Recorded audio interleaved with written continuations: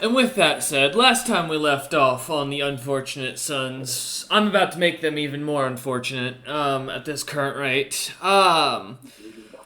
Yeah, last time we had session, let's see, what was it? I believe last session was our... Oh, yes, I remember now. If I remember correctly, we started back out the next day after you guys had dealt with, or rather watched, the Pack of Smiles and the Black Hand mercenary companies pushed away and moving their camp slightly a little further away from your own once Frungus and Sprungus had joined you. However, as the day would go on, you lot had the patrol job as you knew. Taking that up, you started heading out on the side, or heading off to the sides and scouting out the woods around you.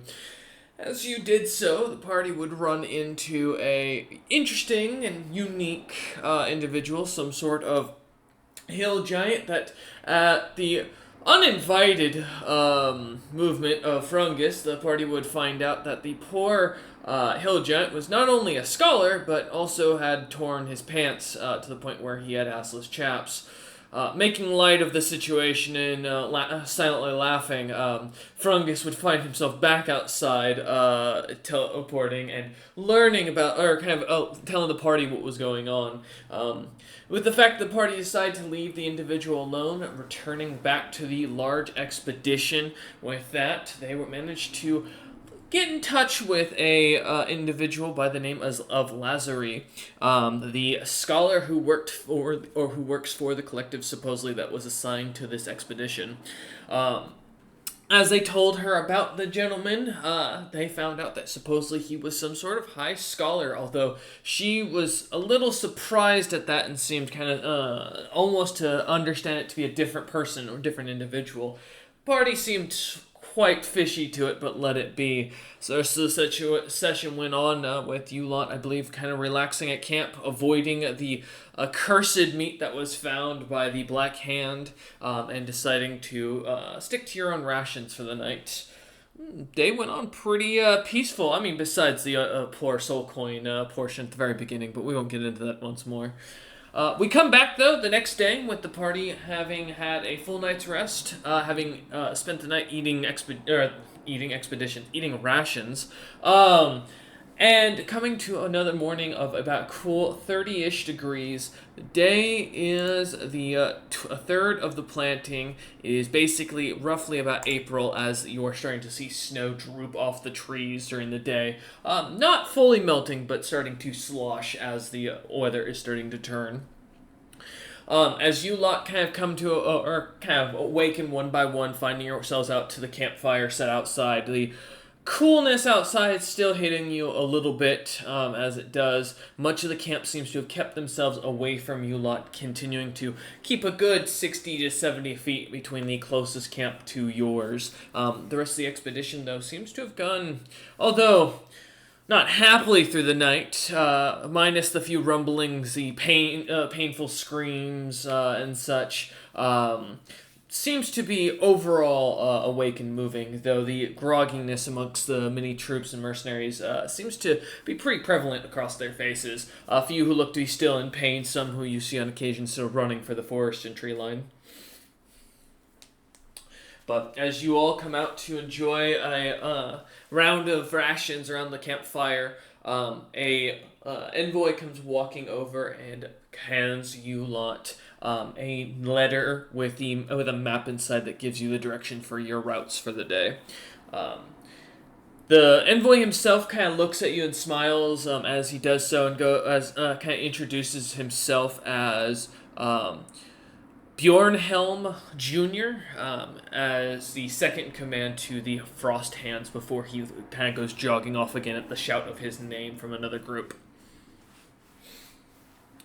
But you lot are left with this map of a patrol. Eider seems to be still snoring in the cart as you lot kind of gather around. How long do we have before the expedition takes off? As you look around, given the nature of the night, you're pretty sure it's going to be slow going and slow movement for a good bit. Probably another hour or two before much of the expedition gets moving. I, I think I'm actually gonna uh, go spend an hour with nature and get myself together before we leave.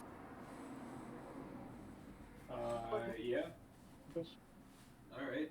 I guess we'll just get packed up and ready to go. Unless you got something you want to do for a whole hour.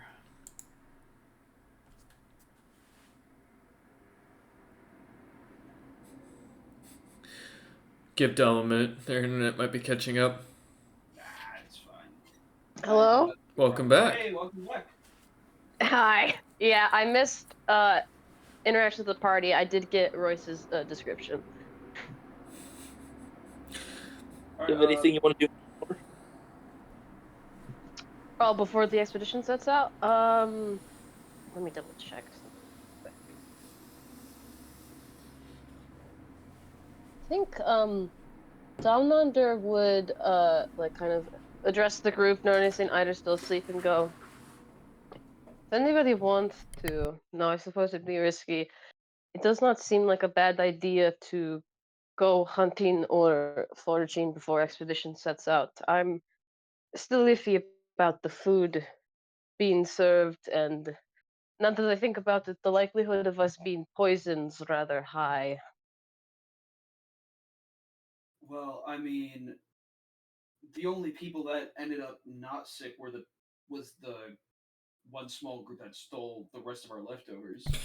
You see them as you look over, Kez, to their little camp circlet. They seem to be happy, almost smiling, as the rest of the mercenaries of their company seem to be glaring at them as they do so. Yeah, they were the lucky ones. Lucky that they stole it from us, but it wasn't like anyone here. I don't think purposely tried to poison everyone. I think there's something wrong with Mm. the meat itself, and I The point doubt we'll still be. stands someone could, though. I mean, that's true. Maybe somebody else did it, but I have a feeling that the people here aren't going to be trying to eat that meat anytime soon. But if this is going to be a continuous problem as we travel around, we should see if the meat itself has been tainted by other things. We also have that whole ghoul predicament. Yes, the I think I kind ghouls. of. I don't know if they'll come for the expedition specifically, but obviously having them around the area is not going to be ideal. Yes, I think we should try to get rid of the ghouls if we can. Uh, while we're on our patrols, we'll just keep an eye out. Perhaps see if we can find any more evidence of the gentleman who did it. I assume he probably ran off once we let him be, but you never know. Problems tend to follow us places. That's her namesake, right? Dom kind of like chuckles at that. It's indeed our namesake. It's 11. Can't, hey, can't say your name wasn't accurate, huh? Yeah, right? I guess I'll just do some jewel cleaning until Ned's ready to rock and roll. Mm-hmm. Um, to I,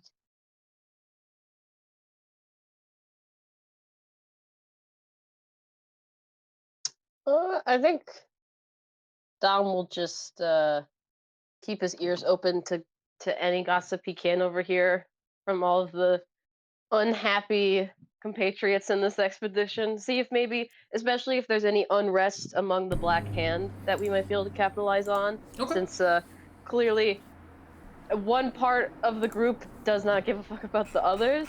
Dom wants to kind of go around that area just to kind of see if he can catch some names, catch if there's any animosity or like plans that self sabotage that we could maybe use to our favor.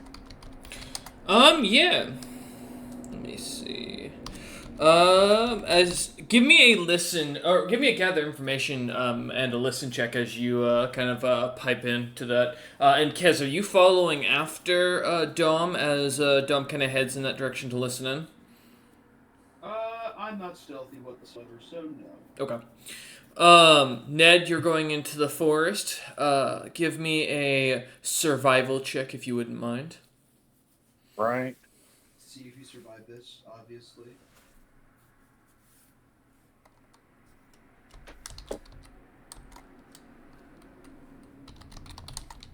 Nat 20 for a 28. Nice. Okay. Damn. Uh, Way to go, uh, Ned. all right. As you are out in nature, Ned, as you're kind of sitting out there, it doesn't take you long to find a clearing area that seems to have been almost, naturally, cleared out. As you find, this nice little cove for yourself to sit around away from the, expedition, about a quarter mile from the nearest tent, and mostly to avoid the downwind smell from the further south of the forest.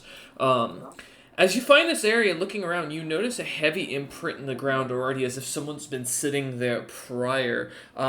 A what looks to be a long staff, wood quarter staff that seems to have carved into it rebirth in druidic written across it. As you look at the staff and look about, there doesn't seem to be anything else that catches your attention or interest. The trees look normal, the grass itself looks normal, the snow, though slightly less thick in this area, so it looks normal and undisturbed. Well, I would like to look at the staff first. Yeah. As you take the quarter staff in hand, what are you trying to glean from it? Just, look it over, see if there's anything special about it. Other than it has rebirth written across it in druidic, the staff, give me a spellcraft check to see if it's got any magic or arcane energy to it. Or Right. divine energy to it.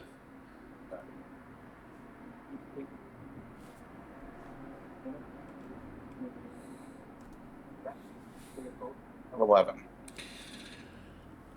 Is you kind of take a moment and look at this, you notice it has a cracked figurine at the very top of the quarterstaff that looks to be like someone tried to force it into the stick. As you look at the little bronze figurine, it looks to have been a bear of some sort. Though the bear figurine has been almost right toward in the torso, split or torn apart. The figurine looks like it's been jammed hard into the staff, though the staff doesn't seem to break. You're pretty sure the both the quarterstaff and this bear figurine are both magic items. I will set them to my side and begin meditating. Okay. All right. And are you just doing it so you can change your spells? Yes. Okay, cool. All right, I'll leave you to do that then while you get your spells ready. Dom, with a 13 gather info and an 11 listen. As you head over towards the mercenary group, you do hear the sounds and whispers of another group called, amongst the Black Hand, the Small Hand, led by someone named Kez Aussie Jr. And I will put it that it is spelt differently than the name of the leader. It sounds like this individual was the leader of the squad that snagged the food. And I use the word snag because I believe he asked Sprungus if he could take it.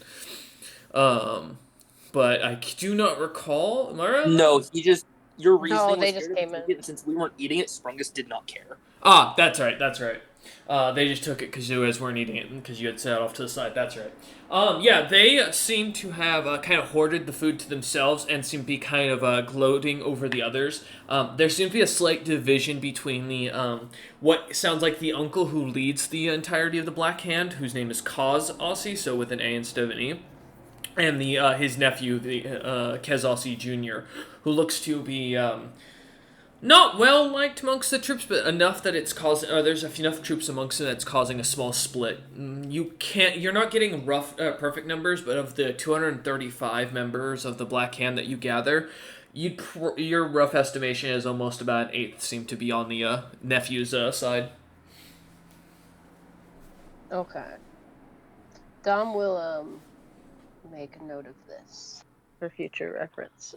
Does it seem like there's any inclination that the groups may split and or like any physical harm will come to be, or is it just kind of like general animosity? It seems like there's a leadership split, but as far as right now, the current standing still seems that they're unified enough that they still seem to be moving as an army and following orders. Okay, I will. When I make it back to the group and everyone's there, I'll relay that information. Okay. Yeah, as you come back, seeing Kaz kind of sitting there, doing anything, I imagine, to ignore Frungus and Sprungus. I mean, I'm just gonna be doing my own thing. Like, cleaning gems. Alright. I'm not gonna be rude to them, however. Okay, no, alright. Ned, by the way, you're rolling in Saturday chat. I just noticed that. I'm like, wow, you got it. Wait, what? Why did Melvin suddenly get a nat 20? Alright, cool. But no, as you kind of start working, give me a profession jeweler, or if you have if you have craft jewelry, I'll take either. I think it's gem cutter, but yeah. Yeah, it's profession jeweler. Give Cool. me, I've done it again. I've actually forgotten to pull up my character sheet. Give me one moment. Better have your stats memorized. Yeah, right? We've been in here for 16 minutes. What have you been doing? Schoolwork. I'm gonna smack you. No, I'm joking. I swear to God, I will fly down to Florida tomorrow and I will be at your house. I have your address, motherfucker. That's what he said. No. We're good. We're Gucci. We're all Chaston, Gucci. I'll give you $100 if you go spy on Hunter for the rest of the session. Oh, good. All right. All right. Let's see. All right, get in the car, Justin. Let's see. Profession jeweler. Very good. Very good. Yeah, that's fine though, Ned, because they're not playing during. If they were running, I'd have questions. 15. 15. As you kind of work away at the jewelry, kind of beginning to polish it and trying to focus away at it, the sounds of Eider's snoring seems to be pretty rhythmic as you kind of start to almost get into a habit, and as Sprungus is seemingly telling you, or not Sprungus, sorry, Frungus is seemingly telling you some important story about his life goals, his achievements. You just kind of, like you've always done, start to just kind of go to your own happy zone of this light snoring beat to kind of keep you going as you're sitting there polishing away at a gemstone. Very nice. The fire is beautiful, catching your glances. Frungus is telling you about his conquest last night with the frost giants, the great adventures he had. As you just watch his lips move, nothing seems to kind of come through as you just kind of nod along as if you're listening. Give me. Do you have perform for or do you have any perform checks out of curiosity? No. Give me a charisma check.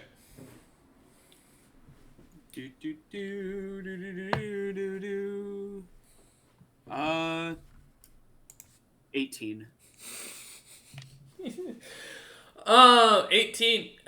As you continue going, or as you kind of seem to keep a decent performance of just nodding along to what Frungus is explaining, it looks like you're, by all intents and purposes, listening.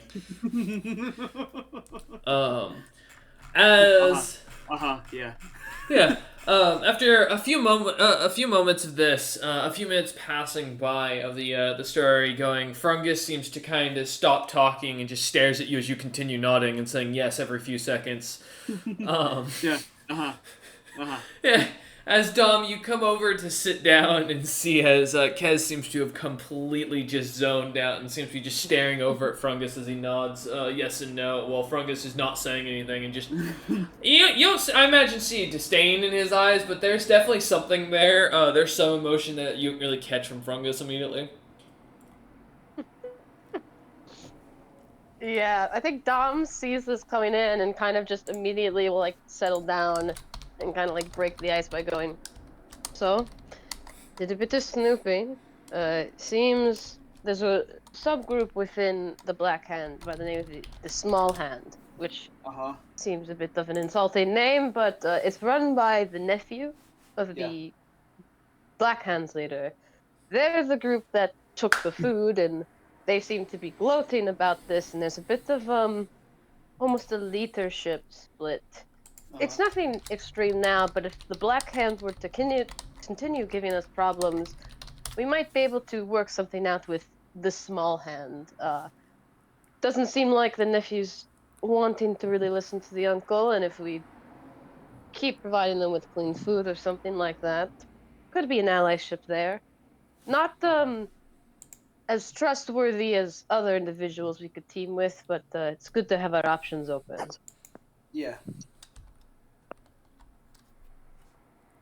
Oh, Dom. Didn't see you there. How long you been here? Tom just kind of like gives you a look.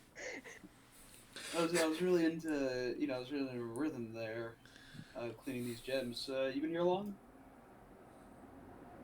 I'm not relaying that if you didn't hear Hear what? it. I think Dom just kind of like looks over at Sprungus and Frungus, just like, see what's their reaction to this? Because like clearly Sprungus they was overheard what listening. I had to say. Say both of them seem Yeah. to have been listening completely.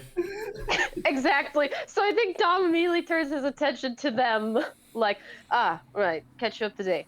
The Black Hand leader seems intent on murdering everyone here. We don't have the evidence like we did with the one interaction we had. The lady running the Pack of Smiles, but very likely, if they get ballsy enough, they'd challenge you guys. But you seem to be scaring away most people, thankfully. I would say you see Sprungus like a large lighthouse turn and look towards the Black Hand. Yeah. Does the Black Hand notice? None of the mercenaries seem to be looking over to you as they're going about picking up their equipment and kind of getting their stuff going.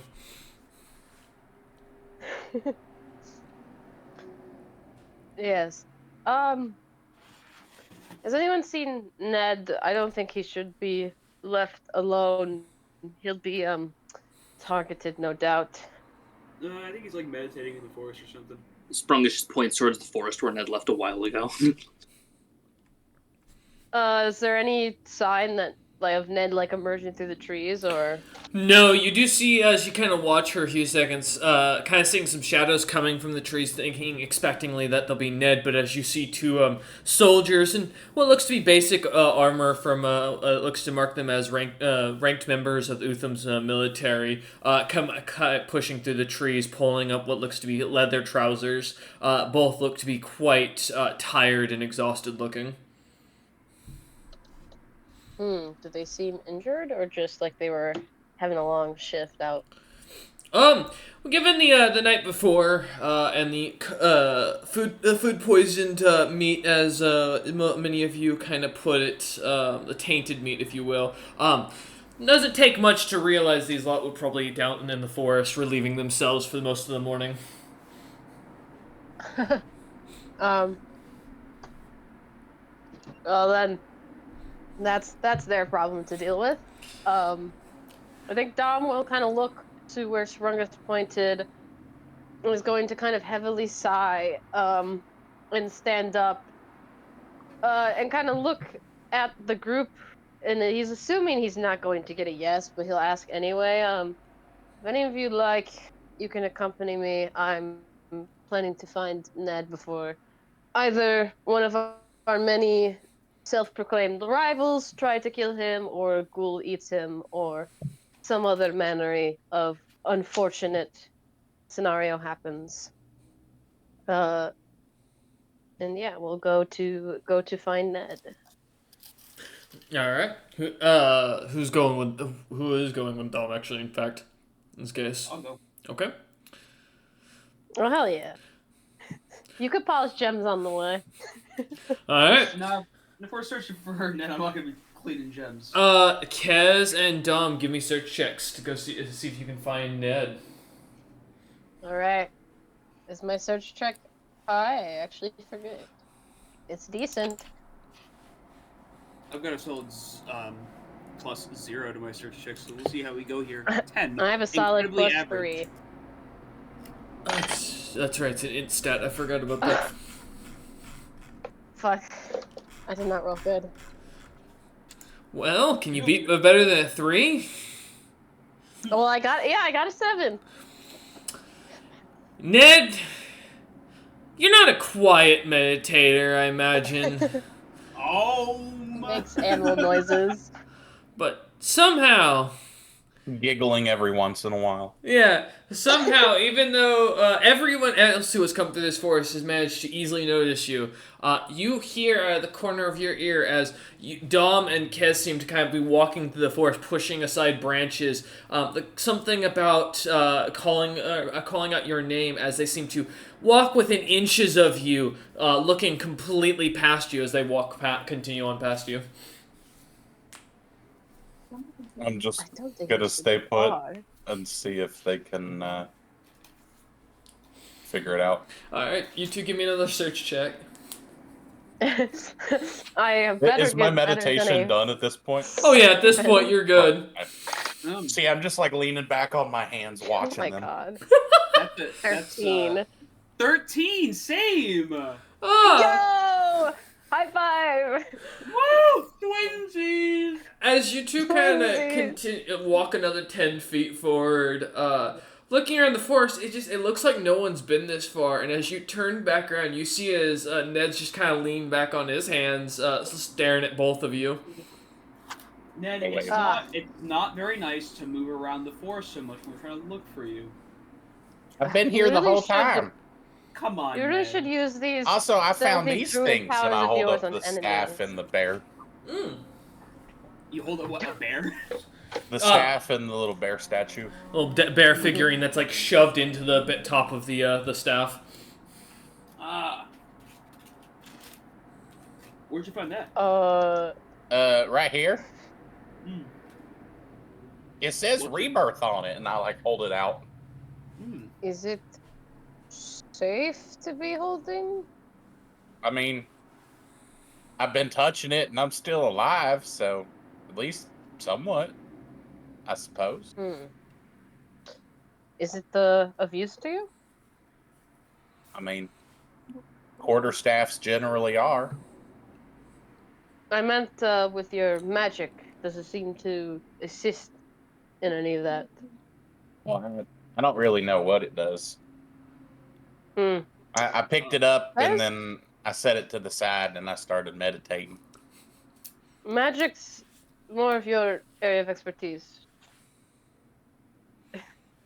Does it seem useful or dangerous? I mean, it seems somewhat magical. The bear too.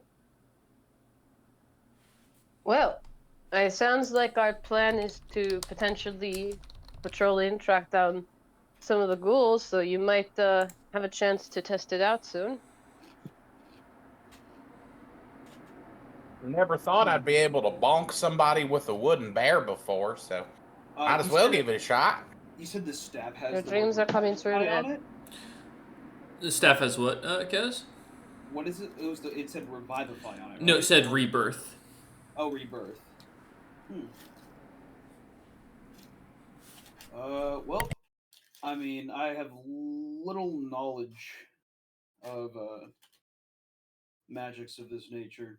I have little knowledge in general about a lot of things. Perhaps the flock has some information, or they might be able to figure out what it is.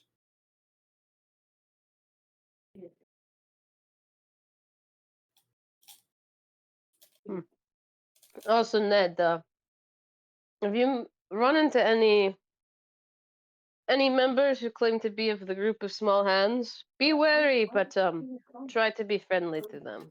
Might be of use for us later.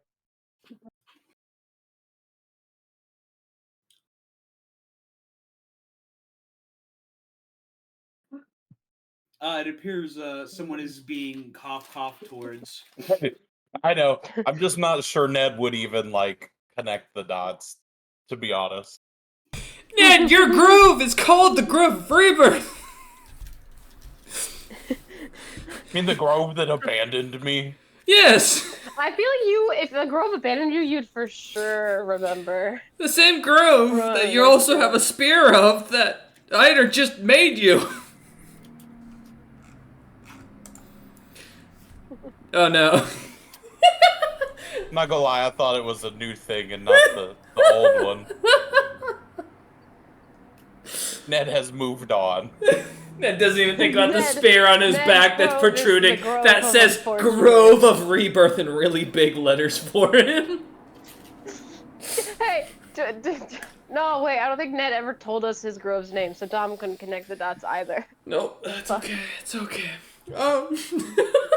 They're there, DM. But no, as he shows you this quarterstaff standing up, all of you give me a listen check if you wouldn't mind. What if I do mind? Oh, you'll be eaten. Wonderful. Mm-hmm. All right, let me see. That's sweet, 11. sweet listen ability. Where are you? There you are. We're all wisdom based, so this should be good. Yeah, right. Dirty 20. Success, okay. Dumb. 26. Alright. As the three of you kind of listen for a moment, as you're talking, you catch on the wind the slight sounds of something slamming heavily into trees, the sounds of cracking wood coming from behind you, Kez and Dom. Then a loud grunt, followed by a bit of a smaller roar, as Kez, Ned, and Dom, you all recognize the sound of a great brown bear.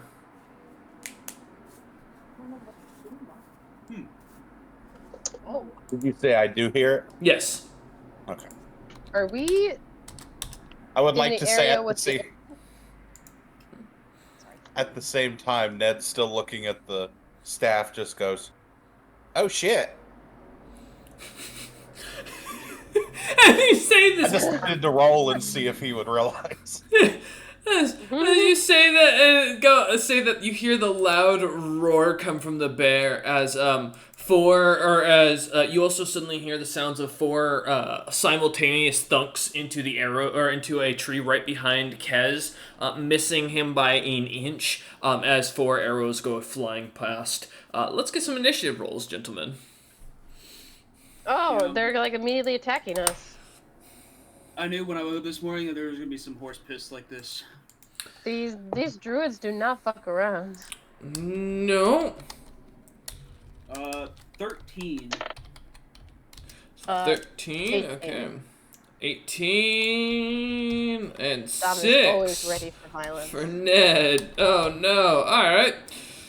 Well, it's okay. I can't roll for shit either. Let's see. Let me double check. Ned. Oh, it's okay. And let's make sure. Man, today is a day of great rolls, I tell you. What are Sprungus and Frungus? Please feel free to also put your initiatives up. Kez, what's your dex?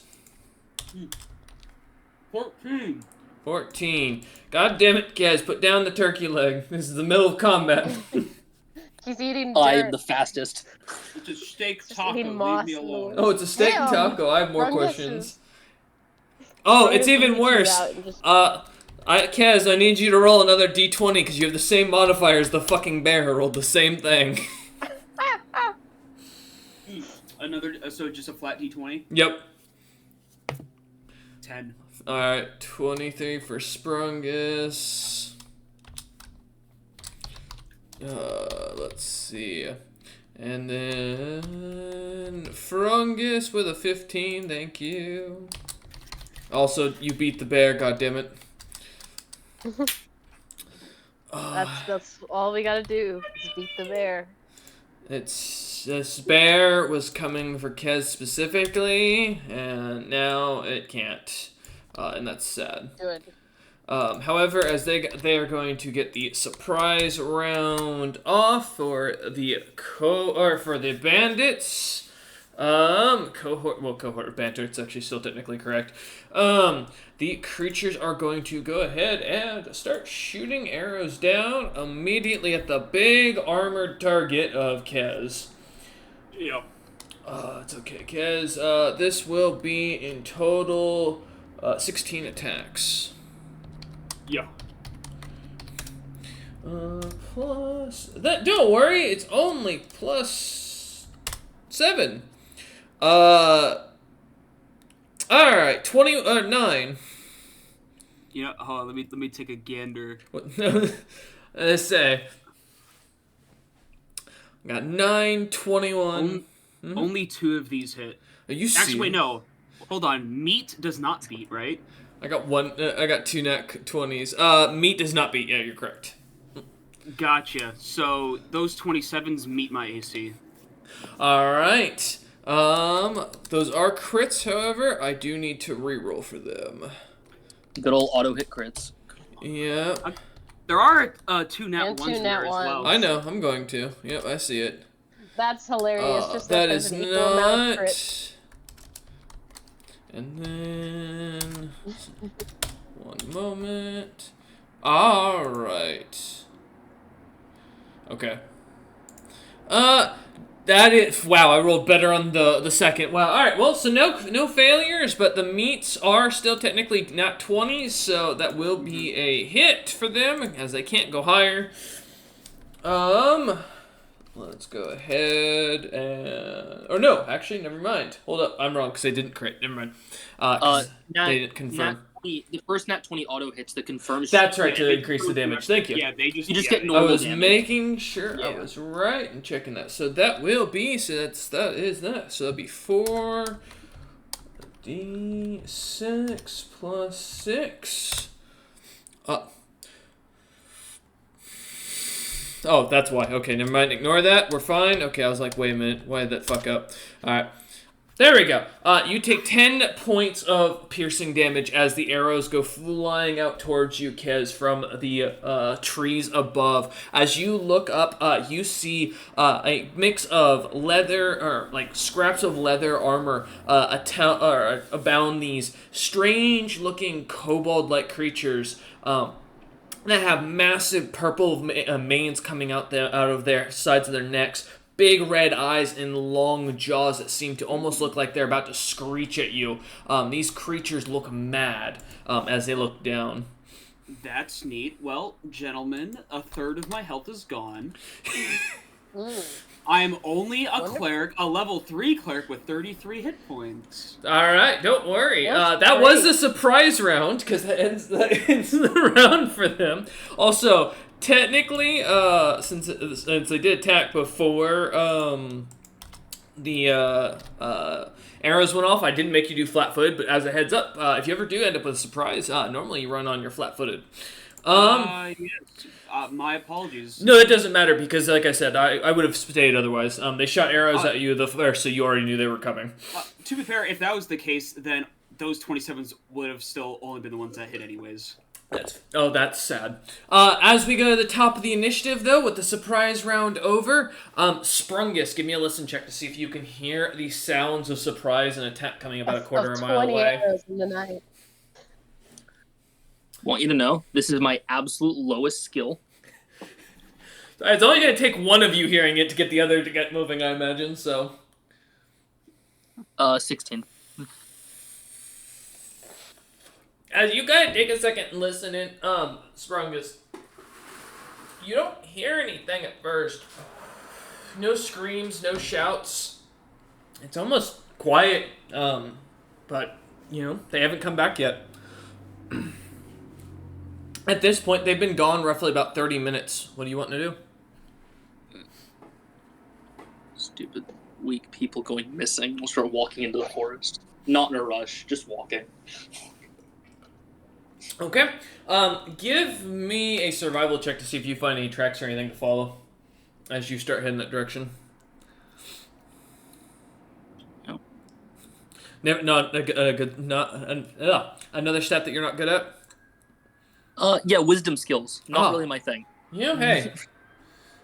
I hear Kez is good at them, but he's being turned into a pincushion. 15. 15. As you manage to kind of get your attention focused in, looking around, you notice a couple of pretty clear marks of where the heavy foot, like metal boots of Kez, are clearly distinct in the snow as you start following after them. It doesn't take you too long to kind of go after, though it will take you the whole round as well as next to get there. All right. All right. As the end of your turn, Dom. As you look above you, about 10 feet, 20 feet in front of you, you can see, basically in a, almost an arch, slightly behind Ned, is a group of 4 archers sitting up about 10 feet off the ground into the trees, and look to be kind of stooping into it. About 20 feet behind you as well is a what you can see as a large brown bear coming running at you.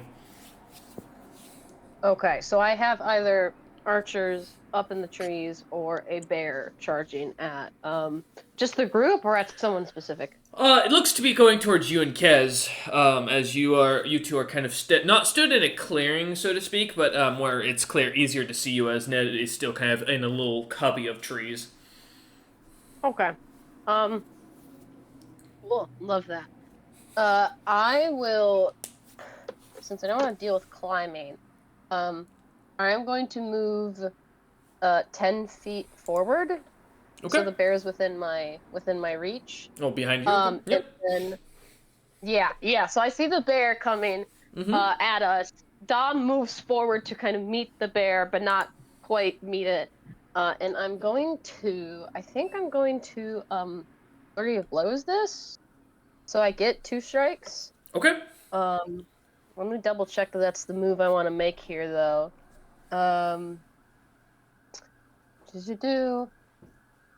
Yeah, so I'm going to flurry of blows. So I get my 2 attacks, and then let me double check I think I only get a +2 because the bonus is canceled.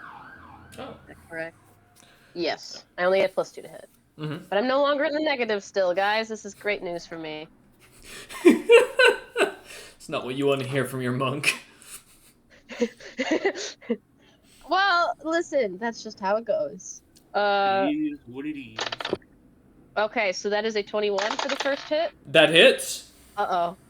Nat 1 for the second. Let me reroll. Didn't get a nat 1 again. Okay.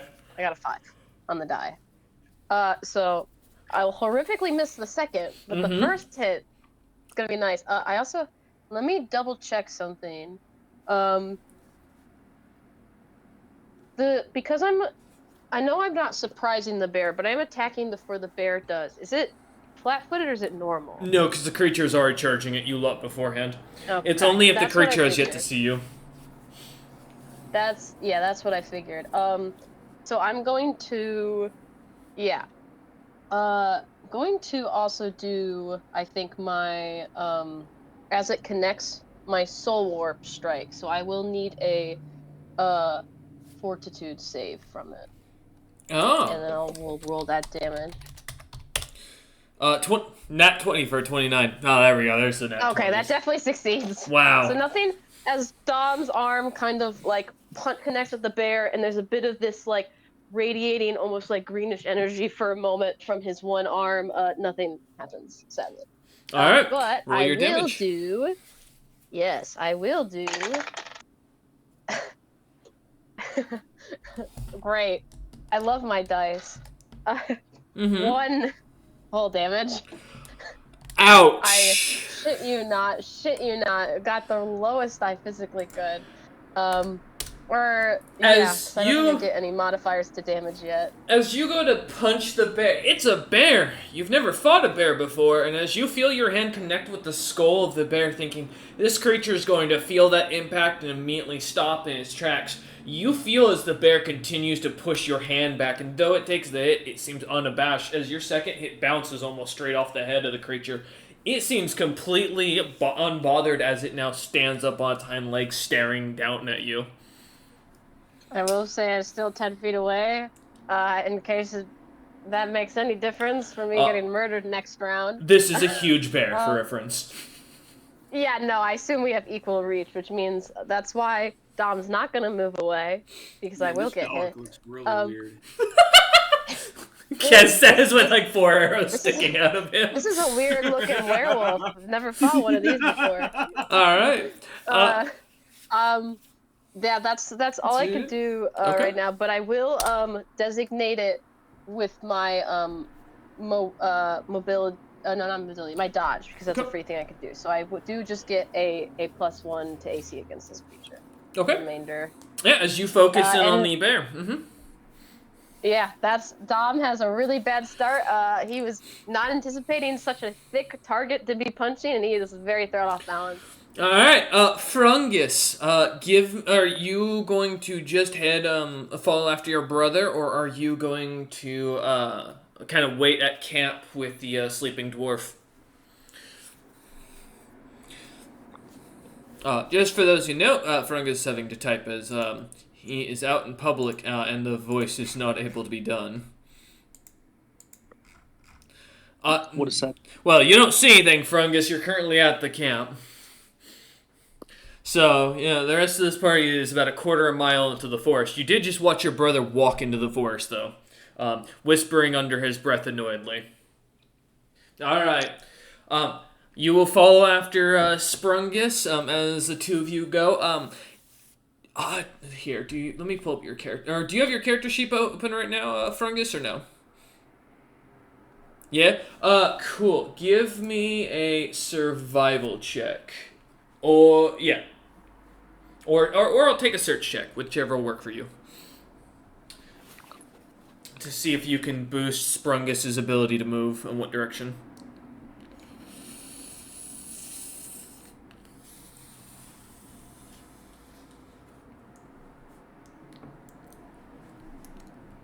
I don't think new dice are going to save Dom. I'm sorry to say. How many dice sets have rolled bad for Dom so far? Like 4? 5? It's the ones because I have colored dice I used for specific characters, and I try to use them for different situations. It's like 5 25. sets I've been using for Dom, and none of them have been decent. So, As Frungus kind of leans down, looking at the footprints. Frungus isn't as affirmed with this lot, having not seen them undressed as much as he has seen the rest of his camp. Frungus is able, as he points out, Sprungus, to 4 other sets of tracks going in different directions, and it's stating exactly who they are, at what state of how much they've eaten in the day. Seems to have that perfect, but for the information on the party, he seems to kind of a general idea and seems to point towards a couple of booted footprints that he believes are Kez, but he's unsure as he hasn't looked. As you lot kind of start going in the same direction as you were, picking up the pace a little bit as the two of you kind of start watching for any signs. Mostly Frungus identifying people he hasn't slept with, allowing you make it a little easier to move through. Alright. Kez, we pop back over to you. You have arrows sticking in your neck. As you end up with, or as you look over, you see the archers standing over, or standing in the trees, looking over towards you. None of them having noticed Ned down below them yet, as they seem to be staring at you. More arrows getting notched as they're aiming at you once more. What do you want to do? I want to cast ice underneath the bear. Okay. Is it a fortitude or is that reflex? So It's a balance. It is a Oh. balance check. However, the Fuck. DC is said to be determined by the DM. That's fair. This is a 3,600-pound bear. So I'm gonna say we'll go with DC 20. I think that's fair. Because I get no bonuses, and my dex of 13 is a +1. So, Balance check. let's see. So that's a 12 in total. You turned and kind of arrows still lodged, sticking out of your chest, not really paying any attention to them as you start feeling yourself get lightheaded. You turn and cast out this ice. The ice kind of going underneath immediately spraying across and underneath the bear's feet as the snow that was there seems to solidify. The bear seems to, for a second, stand kind of pretty confident as at first you hear the ice start to crack, and then you see a slight movement of the bear as it seems to try to rebalance itself, and it go right under it as its butt collapses hard onto the ice, causing it to be prone. Mm-hmm. And Hell yeah. the duration of the spell is based on my, I think, level, so it should be here for 3 rounds. Okay. At least ice, like. So that means anytime it moves through it has to make the balance check again. Okay. So how far You haven't is the bear moved. away from me? It is 20 feet in front of you, assuming you turn towards it. So. All right. Since I hadn't moved, there's. Let me see. You said there's some very rude individuals up in the tree. Behind you now, about 10 feet. Yeah. I throw alchemist fire at them. Okay. There is an attack. Give me a moment. I need. Let's see. What is it? I need a ranged touch attack from you on this case. So it will be just a D20. I'm just checking to see if there's any. Yep. Okay. It is just as if it was a ranged touch attack. So basically similar to your ranged spells. Okay.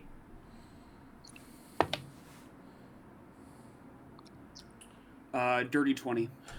All right. And that's against their. I'm just making. It is against their touch. Their touch. Oh no. Well, are you aiming for the trees, or are you aiming at the banditos? The bandits. Okay, making sure. I mean, because it's a ranged touch attack, so it'd be hit their touch, right? Yeah, you're right. I was just clarifying to make sure I was I was on the right target. Yeah, as you turn, taking one of your flasks of alchemy fire and toss it at them, you watch as immediately catching one of them in the center. They seem to immediately catch flame. Go ahead and roll. I think it's a D6. Yeah. Well, let me double check. It's a D6 of fire damage. I believe so. I always gotta pull this one up because it's funny. We just did this calculation yesterday for I've had this alchemist fire sitting in my inventory 1d6, a very long time. All right, cool. 1d6. Mm-hmm. 5. 5. Okay. As the Bandito kind of catches on fire, I'm gonna have him roll a balance check to see if he can manage to fall or not. I will say if he does fall, he will be falling onto Ned. For your own knowledge, and that's a +1. Okay. Oh. Ned, as you look up, you watch as this, howling dragon-looking kobold comes falling down onto you. He is large as he kind of comes dropping down at about 9 feet tall, slamming his full weight onto you at about 500 pounds. You feel as he's laying there, he kind of is on fire, burning actively, while still laying on top of you. You are. I will say, if you stay here for your next turn, you will catch flame as you look about, looking above him. He seems to be panicking and screaming as he lands on top of you. Okay, so I couldn't try to dodge out of the way. Yeah, give me a reflex save for it. Burn, baby, burn, burn, baby, burn. 13. 13. Or those not remembering what the howling dragons look like. As you try to kind of move over to the side, you manage to get just around one of the trees as he falls into the hole on top of you, catching himself just a few feet above as you pull yourself out. As he seems to be kind of trying to put himself out, grabbing some of the snow from where you were sitting, trying to shove it onto himself as he screams in pain. Kaz, in the background, you can hear singing "Burn, Baby, Burn." Not exactly something you'd expect from a good cleric, but you know, hey. All right. As that ends your turn, Kaz, I assume. Yep, that's all I can do. Perfect. The bear is up. It is on its butt, and I believe for it being pinned, it has to use its entire movement to get up. Let me double check to confirm. Oh.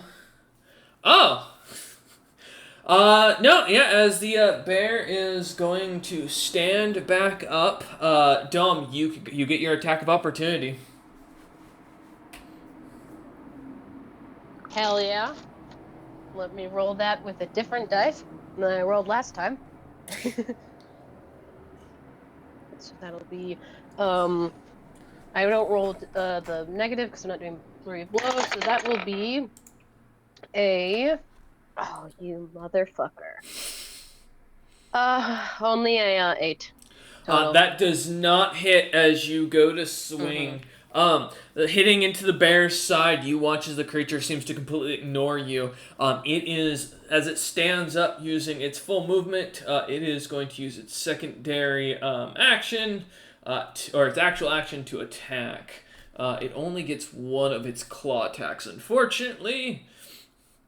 As it had to do so. Plus... does 18 hit, Dom? No.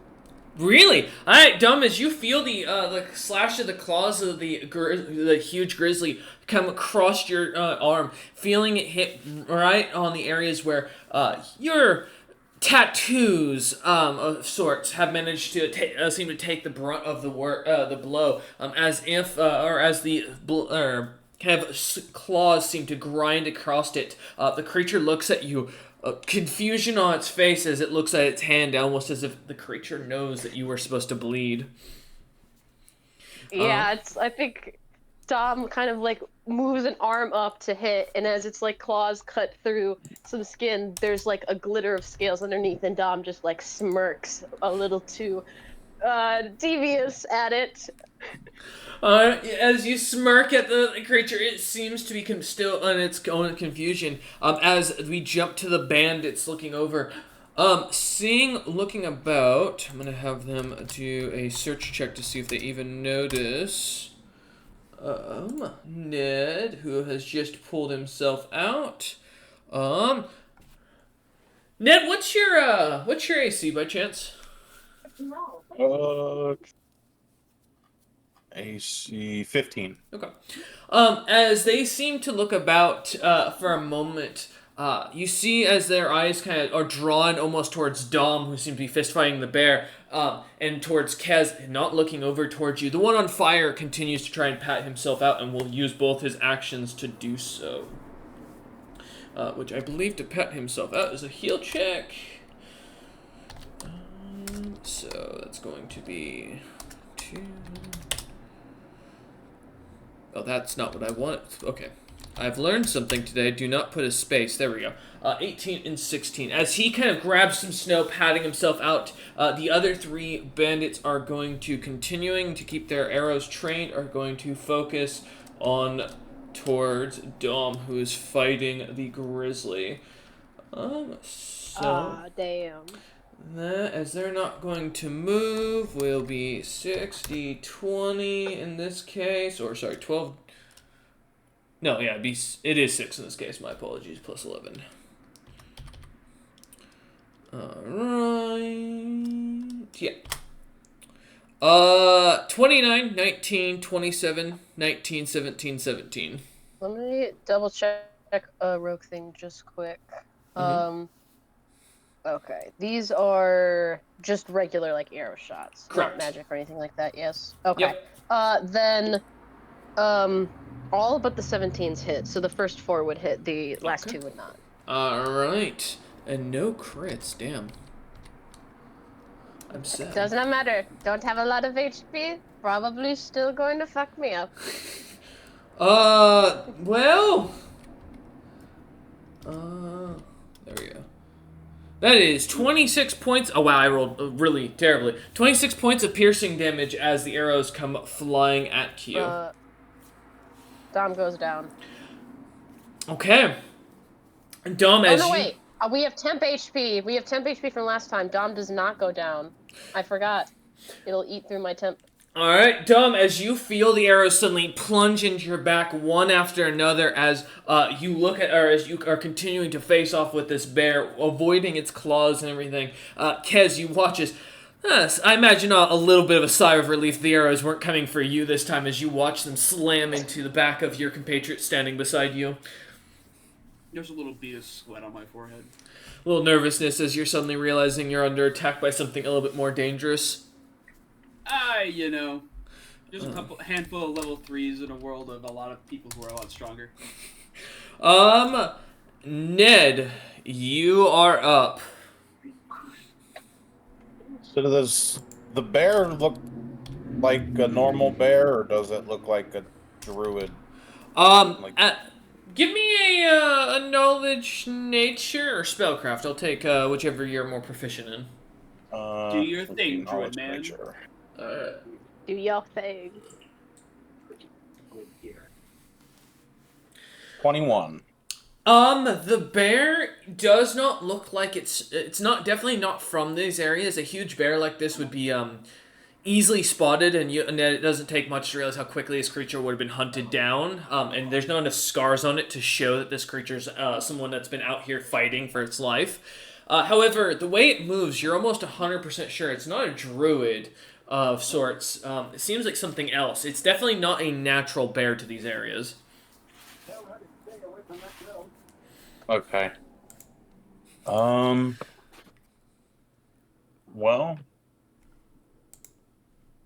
let's see. I think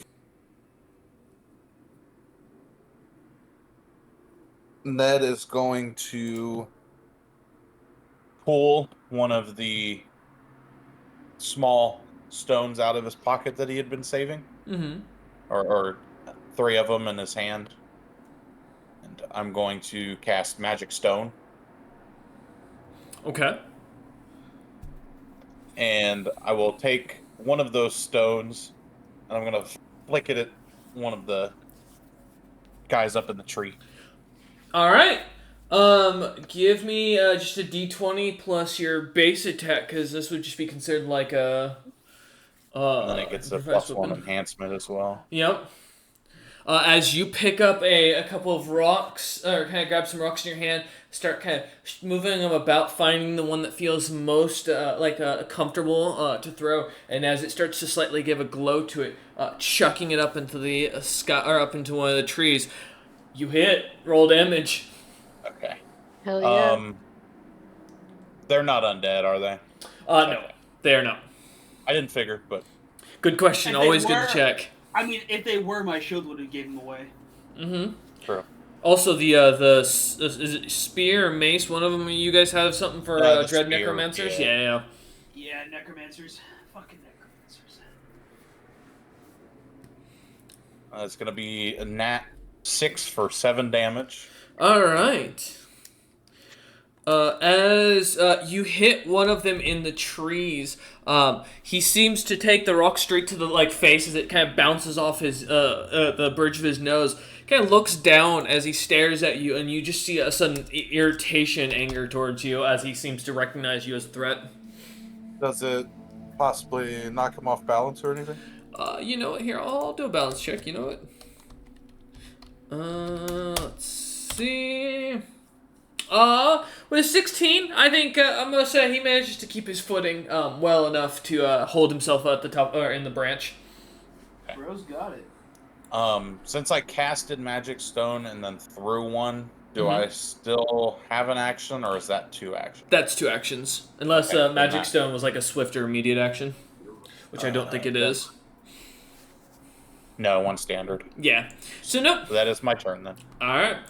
To the top of the initiative, Sprungus, as you hear the sounds of screeching as if someone's been set on fire, You start going. It takes you another full movement speed, so taking one of your actions to get there. But as you come into the clearing, you see about 20 feet in front of you what looks to be three shadowy figures sitting in the trees, and one figure who seems to be patting themselves down with snow that's on the ground. That looks to have been the one that's screaming. As you realize, seeing them kind of almost still screeching slightly, as you look over, you and Sprungus both see this lot. How far are the three shadowed figures? About 20 or so. Yeah, 20 feet in front of you, and about 10 feet up into a tree. Perfect. With my height and my normal reach range, I'm gonna hit all of them with the burning hands. Oh, all right. Well, hell yeah. I need a reflex save from each of them. Oh no, I don't like this. 3. All right. Let's see. That is 12, 26, and 18. Okay, the first fails. The others will take half. All right.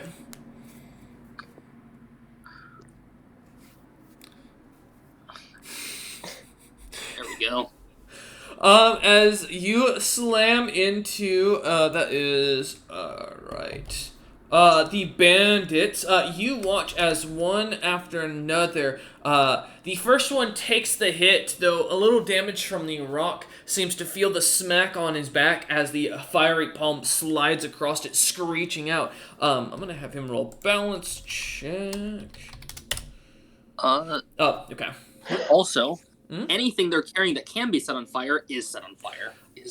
Their armor is leather armor? Yes, it is flammable. Okay. They have bows, don't they? Well, the bows are in their hands, and you're hitting their backs. As you kind of hit the back of the first one, he seems to lean forward, his armor catching ablaze, immediately screeching out in pain. He manages to keep his balance, but as you seem to, with a bit more strength, hit the other two as they go pushing forward. Ned, you give me 2 reflex saves as you watch as the bandits come flying at you on fire from behind, screaming in pain as they come dropping down. 4, okay, for the first one, and the second one. Uh-oh. Ned, you are, as you try to jump out of the way of the body, not expecting it, the fire kind of catching your eye and almost surprising you as you weren't expecting to see Sprungus popping out of the trees. The bodies both land almost immediately on top of you, pinning you down onto the ground as they both catch flame. They are not moving. You don't feel their chests breathing, and you get the full dead weight of the 2 kobolds onto your back. All right. Sprungus, that is your turn, correct? I'm gonna swift action. Okay. I turn invisible. Okay. As you turn invisible, Frungus is still on your shoulder and is clearly visible, now just floating in the air. As you Doesn't matter, vanish. they still, mechanics-wise, they still have a mischance now on me. Oh, 100%. They can't see you, but they can see. It looks like Frungus is now just floating in the air. Okay. Yes. I cut out. What did Sprungus swift action do? Invisible. Oh, hell yeah. Alright, as Sprungus Love that. disappears, we jump next to Dom. Dom, as you're facing down this giant bear, it looks down at you angrily. You have Kez right beside you and arrows in your back. What do you want to do? Well, after taking a big hit, I think it's suffice to say, if it wasn't before, Dom's flight or fight is very much triggered, because that was a good chunk of my health. I think as a free action, he will kind of grit out, maybe even like coughing up just a bit of blood from arrows that might have hit too deep. Kaz, you can use a heal when you get the chance. And he's going to, I think he's going to take off his gloves like this is some serious shit, and I'm going to flurry of blows and attack this bear again. All right. I am fucking going for it. Oh my god. My fucking dice. Okay, first one's a nat 1, but I don't get a second nat 1, so it just misses. Okay. Love that. The second is a 13 to hit. I assume that also misses? That does miss, unfortunately. Okay, so he takes off his gloves, gets serious, but I think with the arrows in like joints in Oh, say we're losing Dom. Give it a minute. They will be back in a moment. Their internet's cutting out. Yep. There we go. Hey, welcome back. Flurry of Blessing again for say attack actions that didn't Yep. track through the first time. Alright. Sweet. That's a 14. 14 does not hit. Sadly. My internet's mad. Okay, missed. Cool. Mm-hmm. I hate my dice. And then the second one is finally we get something decent. 22. That hits. So because it hits, I'm going to forfeit the usual damage because I just need the attack to land. I'm going to use my weakening arm attack, which means I'm going to be rolling 1d6 strength damage. So to the strength score and not hit points. Mm-hmm. Okay. So as this attack lands, Dom kind of swinging desperately. Finally, his hand makes contact with the bear, and rather than a fist, it's like a full grab. And the claw, like the scales on the arm seen earlier, seem kind of darkened and still metallic, but almost like faded or like they might be rotting. And this kind of, again, this green kind of dark energy enters the bear and does 6 strength damage. As this energy just fires off into it. Dom, and I believe I have a. As you punch into the bear, expecting the damage to go through, unfortunate to tell you, this bear takes no damage from your strength sap. What? The creature is Damn. unfortunately immune. As something kind of catches your attention, when you punch the creature, you feel something more solid behind the fur than what would be a fleshy bear. Almost like you're punching a chunk of hard metal as you hit the creature. It seems to roar in response, though. Okay, so as this energy fires off and it doesn't hit, you see Dom look from like victorious to kind of confused and frustrated, and will call out again to the rest of his party, "This isn't an organic bear! Keep in mind, this fucker is something else." And since he doesn't have time to move, I'm just gonna hope I survive. Bonus action.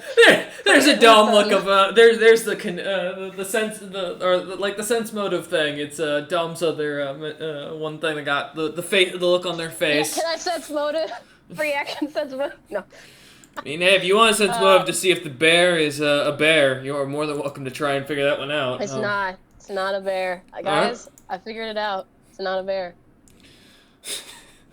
Yeah, that'll be my turn then. Still 10 feet away, if it makes any difference. Yep. Alright, as you end your turn standing in front of the bear, having felt the pains from your the arrows being still lodged in your back, as you wince, you can also see Kez kind of a little bit of blood coming down the side of his lip as he's got a few arrows protruding from his chest, standing to your side. There's a bit of kinship, brotherly bond over the wounds for a moment as you two kind of have a look at each other, knowing that this might be the end. As Frungus, we jump to you. Hey, Dom. Okay. Oh. So, It was a good run, enemies buddy. on the board right now. Mm-hmm. There are how many people shooting arrows? There's one still in the tree with a giant burning palm mark of Sprungus on his back that's currently burning his leather. Two Right. others that dropped to the ground on top of and covered Ned, and seem to not be moving. One that's off to the far left, about 10 feet to you, is stuck in a little, like, grouping of trees where Ned was sitting, having just patted the fire that was on him out. And then about another 30, 40-ish feet in front of you is you can see Dom and Kez facing off with a grizzly bear as Dom is punching it left and right, trying to do damage. The creature looking unabashed and unaffected. Both can clearly be seen to be bleeding with arrows sticking out of them. For sure.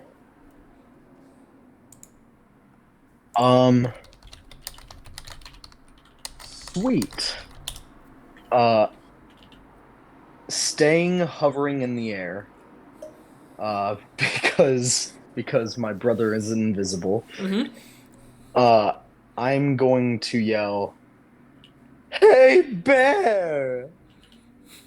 And turn around and pull my pants down and moon it. And I need it to make a sense motive check,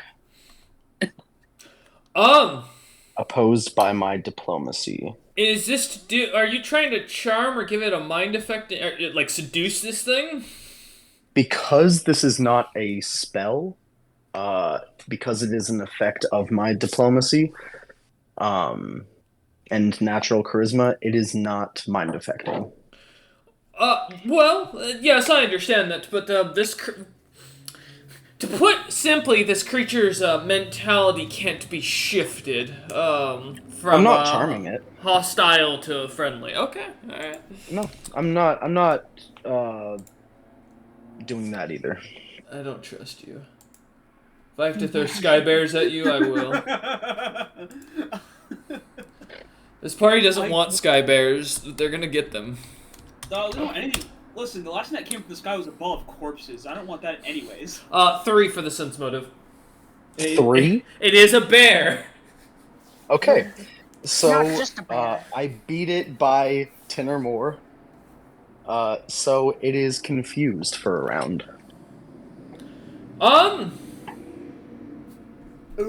It doesn't have the mind to confuse, so I'm curious on how you confuse a, well, as I put it, a magical, item or device. So this is a feat ability, and it gives no prerequisites for intelligence, shared languages, or any other thing. What feat? I just get to cause confusion. I make a diplomacy check opposed by my target's sense motive check. Okay. If I beat the target's check by a result of 10 or more, I can cause them to become confused for 1 round. That's weird. I've never heard of confusion as a status effect. That's what I'm looking for. Okay, alright, interesting. Send me the feat later, because I want to see what that is, because that's gotta be a Pathfinder thing. It's called Silver Tongue. It's from Oriental Adventures. That might be why I don't have anything for it. Okay. It's 3.5, but No, I know, but Silver Tongue doesn't get put in the or most of the Oriental stuff isn't in the SRD. From the Neff book. Because it was like, alright, that's good to know. As far as it goes, it does specify an NPC, not monster, which is a different classification, so do keep in mind this does not work on monsters. So, that's why it says change an NPC's attitude. that's one of the abilities. I don't see where you're saying. 4th bullet point. 4th bullet point, make a diplomacy check opposed by your target's sense motive check. Nothing about NPC there. Alright, fair enough. In the future, It is a full round action. In the future, do come to me about stuff like this, because I'd rather know this ahead of time, because I don't necessarily agree with the ruling. I'll let it slide today, but I want to make clear that's not my final ruling on it. Alright. Wait, with stuff like what, though? On the confusion. We'll talk about it after session. Okay, sure. I have questions about that. Sure. Alright, yeah, no worries. Because I don't have a status effect for confusion at all, so I don't know what they mean by that, which is my biggest concern. Confusion, where they have to roll to see what they actually attack or something? There's no such thing as 5e confusion either, I don't believe. It's like, there's a bunch of different conditions you can get, but I haven't heard of that one, so if you can go look that up in the background, send it to me, but that's fine for right now. I'll just keep that in mind. Okay. Thank you. Only thing I'm seeing is the spell. I grabbed it. No, if you read the spell, it has a hyperlink on the SRD to the confused condition. Oh, gotcha. Yeah. Okay, yeah, no worries. And is that going to end your turn, Thrungus? Yeah, that's a full round action. Oh, it is? Okay. No worries. Alright, as the bear looks about, kind of looking almost as if it looks between the group of you. Good to know. I'll keep that in mind for the future. Kez, you are up. Alright, so Bear's a bit distant away from me. What's the closest enemy? Just as a Well, an bear idea is of my about surroundings. 10 feet behind, or 20, yeah, 10 feet behind you at this point. 10? It was 20. Oh, that's right, you didn't move. Never mind, ignore me. I thought you had. 10 feet from me, yeah. Yeah, in relation of like the other things that fell, because I don't know how far away am I from like Ned and the creatures that fell on him. Yeah, apologies. I got thrown off my groove here. I'm going through everything here now. All right. So yeah, as you look about, so yes, behind or with you standing looking at the bear as you were last, the bear is 20 feet in front of you. With behind you about 10 feet, you can see the two bodies on top of Ned that are both currently burning. Though neither of the bodies seem to be reacting to the fire on top of them. You can see the clear figure that is now glowing as he begins to lighten up from the fire around his leather armor. As you look over, kind of seeing him in the tree. The fourth figure of the banditos that you had seen, or that you can see, seems to be kind of covered somewhat, almost midway, as he sits amongst this grouping of trees where you'd seen Ned moments ago as he had been leaning back. Okay. Cool. Good to know. Then I'm going to... Where is it? Ah, yes. We're gonna smack Dom here with a Cure Moderate Wounds. Okay. Yay! Alright, as you turn and kind of using your spell, saying a small prayer, your hand begins to glow. Go ahead and roll. Mm-hmm. Let's see. Where is it? There you go. There's my D8s.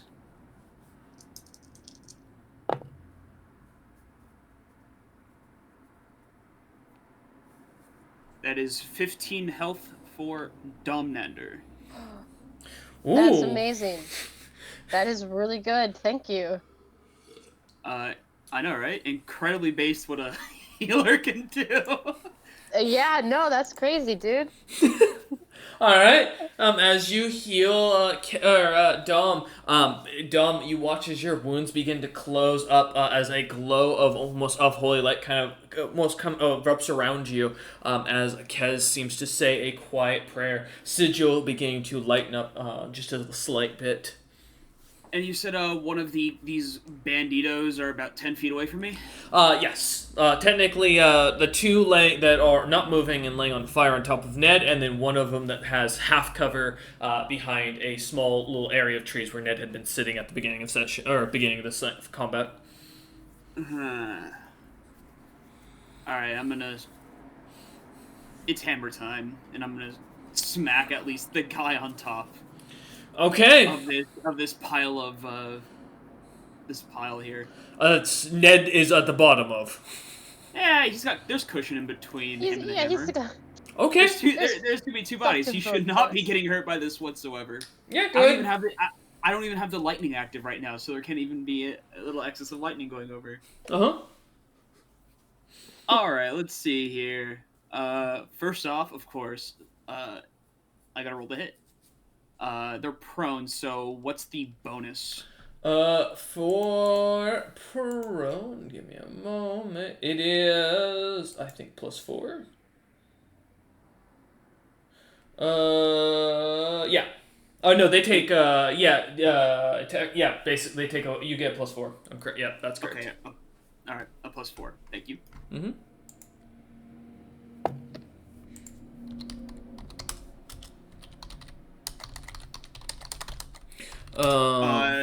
25 to hit. That hits. All right. My sweet venomous skull cracker. All right, let me get that D10. So that is going to be 10 bludgeoning, and I'm going to, and I need them to make, I believe it's a fortitude save. Yes. Okay, Ned, make a fortitude save. The weapon did not hit Ned. No, I know. But you're hit. Just to let you know, your hammer as it goes down, you're squishing dead bodies. There's not much resistance between Ned and that. He's still going to take a lot of that impact. These creatures are just on fire, laying on top of Ned. As I mentioned, they So weren't the moving. hammer is going to go straight through the bodies and touch Ned. Yeah, the impact's going to. Well, because it's venom. Oh, it's the venom. Fortitude. Okay. I was like, fortitude for being I didn't think you were doing. doing. I thought you were doing fortitude for the crush. I thought you were doing not for the venom. No. My apologies. No, this is venom. All right. Ned. Actually, Okay, wait. then. Since it is venom, since it would be coming off the item. Okay. As the hammer slams down onto the corpses, you watch as the venom kind of injects and starts leaking through. Remind me, what venom did I use for this, or did you get for this? I think it's spider. Yeah, it's Oh. spider venom. Spider.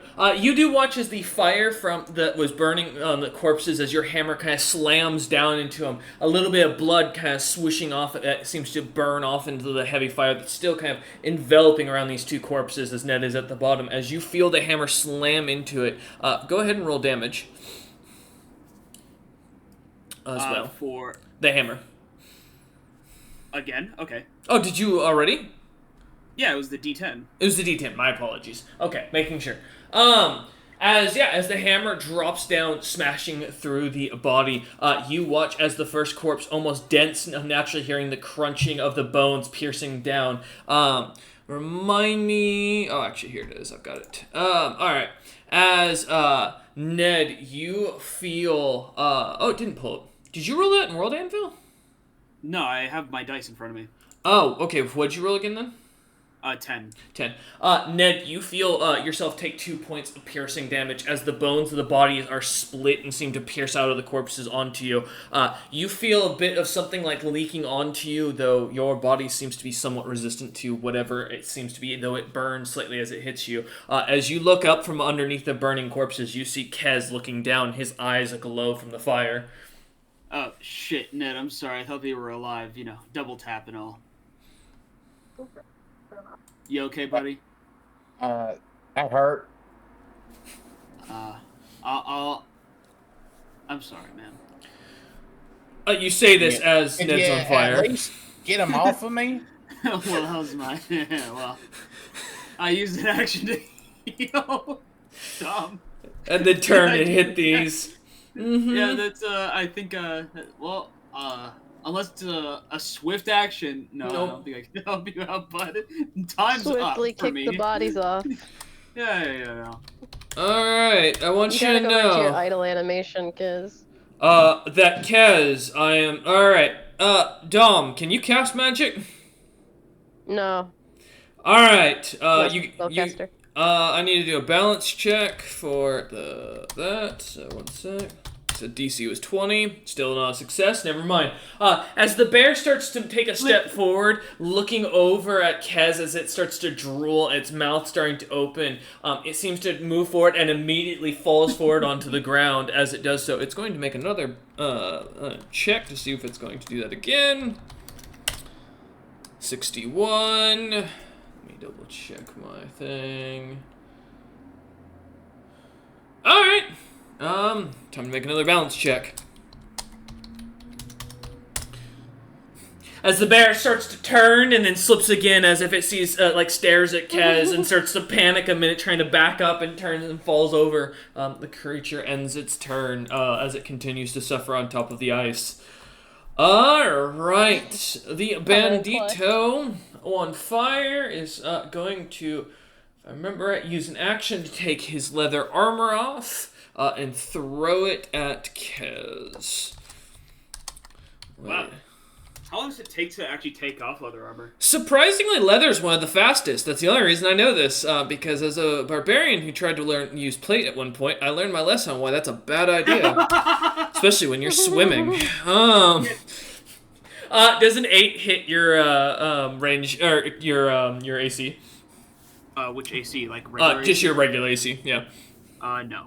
All right. As you watch as the the leather armor, what little of it's still on fire seems to kind of go drooping down onto the battlefield. The Bandido looks at you as it kind of lands next to you, only a few inches from Ned's head, as Ned, I imagine, is blowing on it, trying to push it away. Yeah, hey, leather armor is not exactly aerodynamic.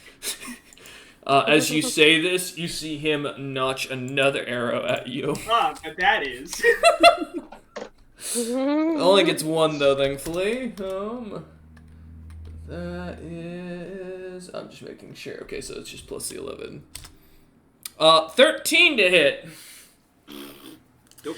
As the arrow kind of goes a little bit past and pins the leather armor right next to like Ned's head, kind of immediately igniting as it does so. You see the sigh of the bandit as he, as a free action, is going to drop his bow and put his hands up.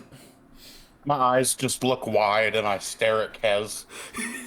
A little more panic. Bro just said, fuck it, man, I quit. The other bandit who's in the other little grove of trees who has half cover is going to turn towards Frungus and is going to take a shot at him. Or rather, 2 shots. Let's do, there we go. 28, no, 22 Frungus. Both hit. Oh, fine. Good. It's a good day. Alright. So that is. Yep. You know, sometimes I'm thinking of these two like a Dark Souls boss, but they're like a dual one. So like you kill one and the other one gets like double powered or something like that. You think I won't Oh, want to yeah. rampage if these dies? Bro, Yeah, no, that's Sprockets exactly will what I destroy think this whole is gonna Well, forest. that is 40 points of piercing damage, Frungus, as you feel the 2 arrows slam into you. Oh no! Oh my god, 2 nipple shots! Good god! Both are now fully pierced as the arrows burn away from your lava-like skin. You know, but the I've been holes- wanting this for a while, but I never knew how to pull the trigger. You see, he What's a looks trigger? up and just kind of looks at you lot, looks at the bear, and readies another arrow by himself, ending his turn. Ned, you are underneath these 2 bodies. About less than a foot away from your head is a burning chunk of leather armor, and with an arrow stuck through it. What would you like to do? Well, I'd like to shimmy my ass out from under these bodies. All right, let me. And just giving Kez the angriest look the entire time. Hey man, you know, I had to make sure they were dead, alright? You I know, don't want living bad guys to be on top of you. we'll call it a climb check for. Or actually, no, let's just do a strength check because you're just pulling the bodies off you. Yeah, that makes. We'll go with that. Can I do a climb check instead? Sure. Yeah, climb your right. You know, why not? I'm gonna call, what's actually It's what's only the a size? difference of 1, but, well. That one made a difference. As you kind of pull yourself out from underneath the bodies, trying to grab a top of the pile, watching as your hands slightly burn, and you pull. You get about half of your way where your like upper torso and stomach are out, but your legs are still trapped under as you begin to feel the fire. 1 sec. You take 6 points of fire damage. Cool. Good god, the moss on his skin, it's turned black. However, that That is would be 3 for me, right? Yep. Oh wait, are you resistant or do you have a resistant? Resistant because I'm a fire giant. Oh, so it's supposed to be like I think resistance 5 is what it was. So you take 1 point of fire damage. Are you Yeah. sure it's not immune? No, it's It has not. a number. Yeah, it's a resistance has a number. It's I think it's supposed to be. No, they're not. They don't have the immune. You remember yours is from something else. I've told you this like 4 or 5 times now. Well, you told me that about my vision for dark vision, not about my immunity to fire. Like half the shit I gave you was because of certain of your setup. Your character is running off a +5 boon. Oh, sick. Remember that. I didn't know that. Did you forget why you're a femboy? I didn't know that was part of the boon. Aside, yeah, okay, yeah, okay. I'm not gonna. Okay. Being a femboy means you are immune to being lit on fire because you're already so hot. Cue the laugh Shit, you track. right. But yeah, go Cue ahead, the Ned. laugh Sorry. track. Can I use the rest of my turn to get out? Yeah, give me another, either another climb check or another or a strength check.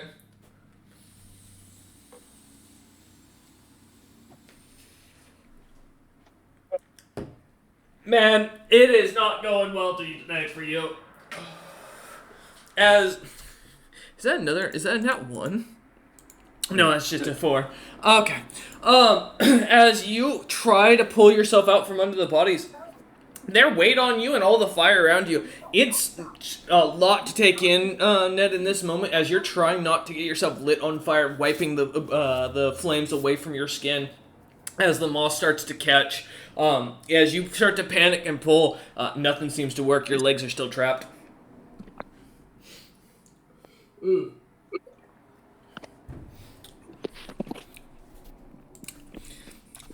And that's my turn. Still just glaring at Kez. Slightly wiping the fire off your arms every once in a while. Alright, as we go to the top of the initiative, Sprungus. Where's the nearest living enemy? About 10 feet to your, or rather 5 feet to your left, given your size with Sprungus on your shoulder, or Sprungus on your shoulder, rather. You see that he is in half cover in a little, like, alcove of small trees that kind of push together, as he kind of seems to hold his arrow and bow up, looks to be aiming at you still. Alright. I lift my very oversized greatsword. And I'm going to try and cut this guy in half.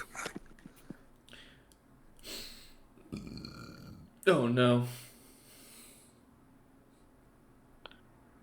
Is this the one that surrendered or a different one? No, this is a different one. Shockingly, yes.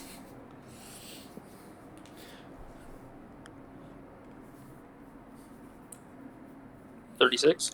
Oh, fuck. As you cut cleanly, him in half, you watch as your blade, almost separates him up, right down the center as the pieces fall to the side, as, you pull your blade back. You can see the look in the one the eyes of the one that surrendered, still standing in the tree with his hands up, a bit of fear etched in his eyes, as well as a very obvious realization of why that he was a good idea to surrender when he did. You serve a god? He shakes his head no. Okay, I look for a different enemy. You see the bear that Dom has been squaring off with, that has been slipping and sliding on the ice back and forth. Still Ooh, prone. how far's the bear? It is about, from where you're standing, it's going to be about 35 feet to get within. Your range is 10 feet, right? 15. 15. So 30 feet from you to get within range of him. I'm just gonna have a merry jaunt towards the bear.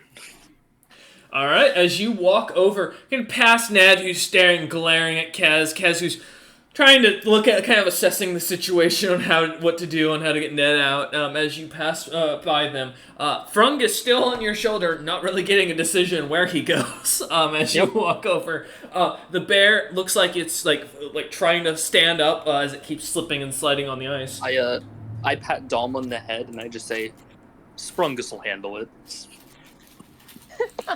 All right, that's your movement and your action. All right. Dom looks a little bit confused.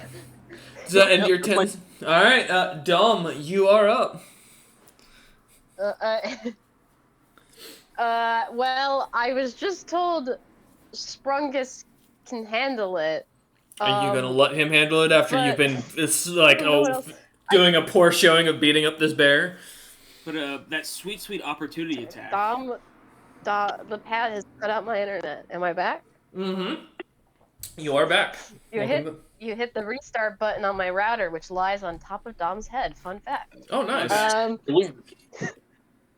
It's bad placement, I know. The bear is prone. I forget. Can prone creatures make like attacks of opportunity still?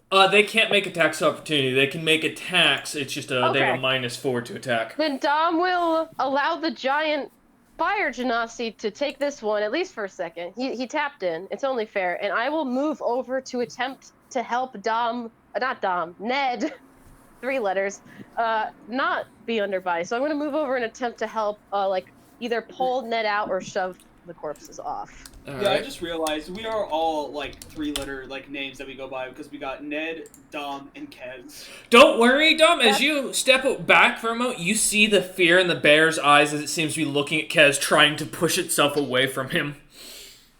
Oh, the bear's afraid of me now? Mm-hmm. You're the closest caster, because I don't think Frungus has shown that he's a caster yet to the creature. All he's done is moon him. So, I want to say The most Sprungus powerful most definitely spell. showed he's a caster. yeah, but the bear at the time was looking. It was staring only. It was fighting Kez and Dom. It has yet to see you actually use your spell on it. So once it gets a realization, panic may ensue. But alright, Dom, as you back away, watching the creature's eyes kind of flit to between you and Kaz, kind of watching hesitantly and kind of concerned, you step over to go to Ned.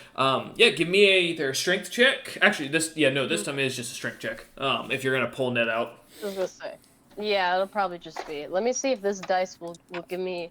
Is this the friendship dice? Will this give me a decent roll? We're about to find I out, hope. Ned. Your Please life's give in you a my nat hands. one. Please give a nat one. No, just 12. Okay. 12 total. Ned, as you feel your legs being pulled, you finally watch as the bottom of your feet finally make clear the burning corpses. A little bit of ash stuck to your feet and some scratches from whatever was poking at you, but no bleeding, no major burns as you look down, other than a small spot on your calf that looks to have been burned just moments ago when Kez wasn't able to help you. So I'll pull Ned out. Is he fully out? He is out. Underneath all the. Yep. As I'm pulling him out, I'm gonna grip his shoulder tightly to kind of like get his attention, like shake him a bit, like, "Hey, buddy, glad you're not dying. I know you're a bit winded from that. There is a bear that's not a bear. You have a fucking staff with a bear figurine. I need you to either use that thing or fucking break it, okay?" I was gonna look at it, Love but I you, was dude. kind of stuck. I know it's not your fault. I really don't blame you.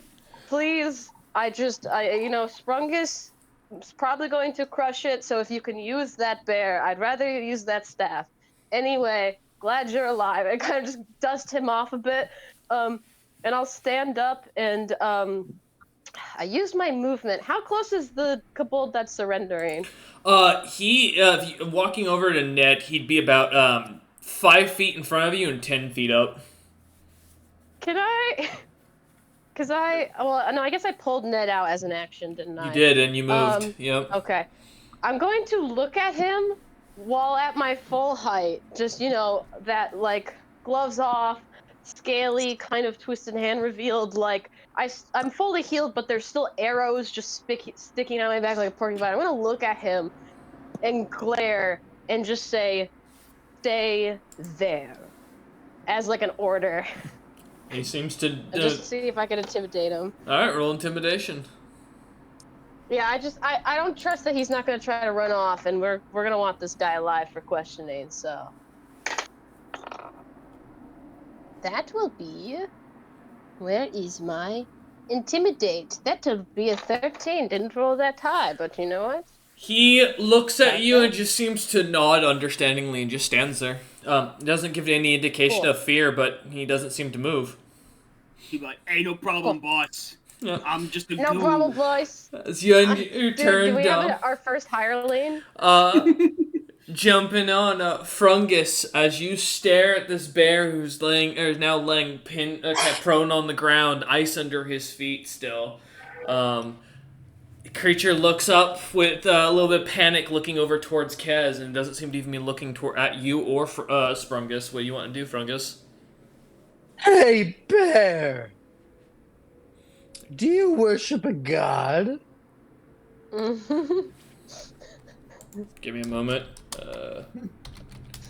That's fucking hilarious. Bear just says in like a casual voice. The "Yes." bear just looks at you with the blankest of stares. You will soon. Kick his ass, Sprungus. Like For my Scoob. first action, I am going to. Well, first I have to make a diplomacy check, DC 25.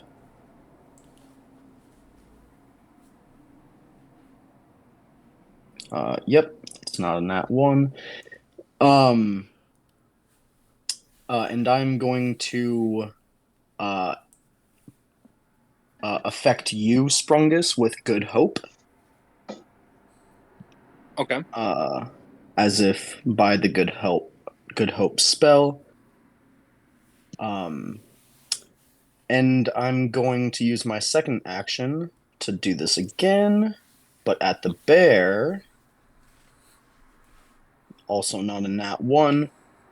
So I need the bear to make a will saving throw. And this is going to be the effect of a crushing despair. I don't like that. No, 19. 19 will not save. Oh no. It's nothing insane, and bear. it's not the spell itself. It's just the effect of it. So it takes a -2 penalty on all attack rolls, saving throws, ability checks, skill checks, and weapon damage rolls. So Everything, okay.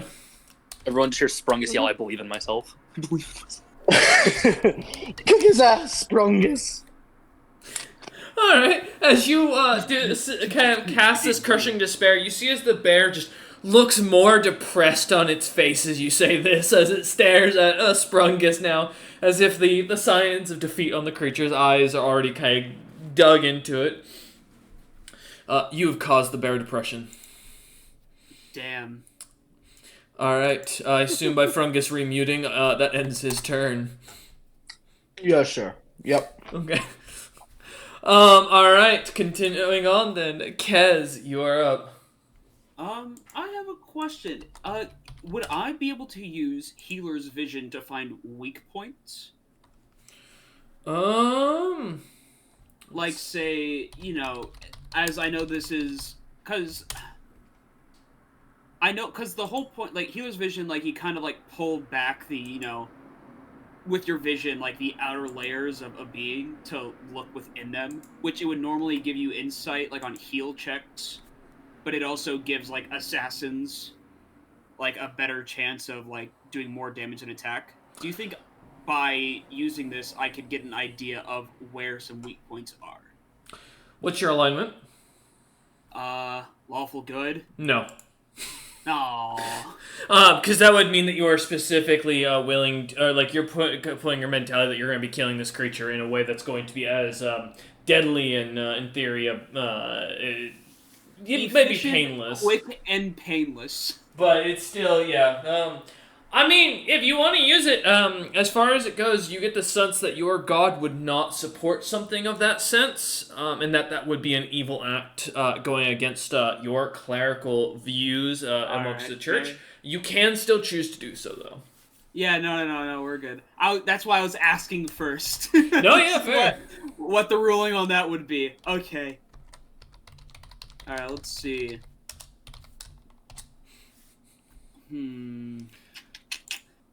Dom, you still hurt? No, I am all good, buddy. You healed me past full, actually. Cool. Alright. Then I'll just be over here hitting this bear with a lightning hammer. Oh, you're just gonna turn back around and walk over there and hit the bear with the hammer? Okay.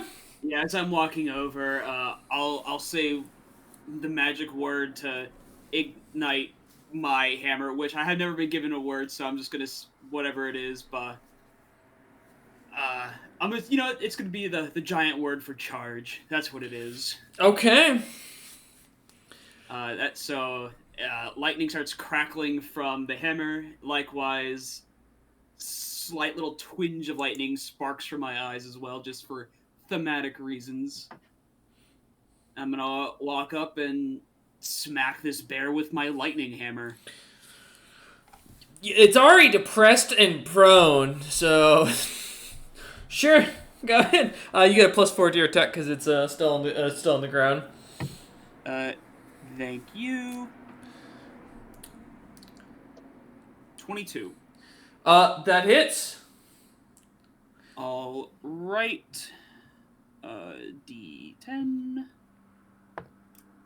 10 damage. Well, wait, so 10 plus 3, 13.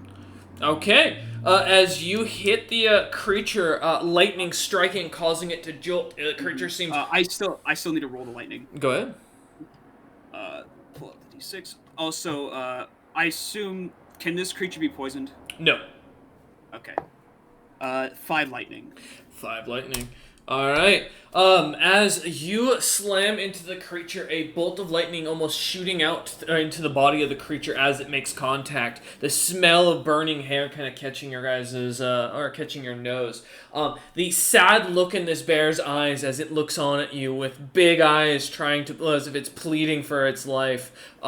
As the creature looks almost sad and lost for a moment, Kez, as you smack into the side of its head, watching as the teeth go flying out of the creature's mouth, blood goes shooting out of the creature's mouth, this black-like liquid. The jaw itself turns slightly sideways, and the creature turns back and looks at you. Its eyes are even bigger and drippier, but now one seems to have blood coming down out of it. Would you allow me to make, like, a sense motive? I want to see Sure. if it actually is. Because I know what you're telling me, but I want to know if it's true. Yeah, give me a sense motive.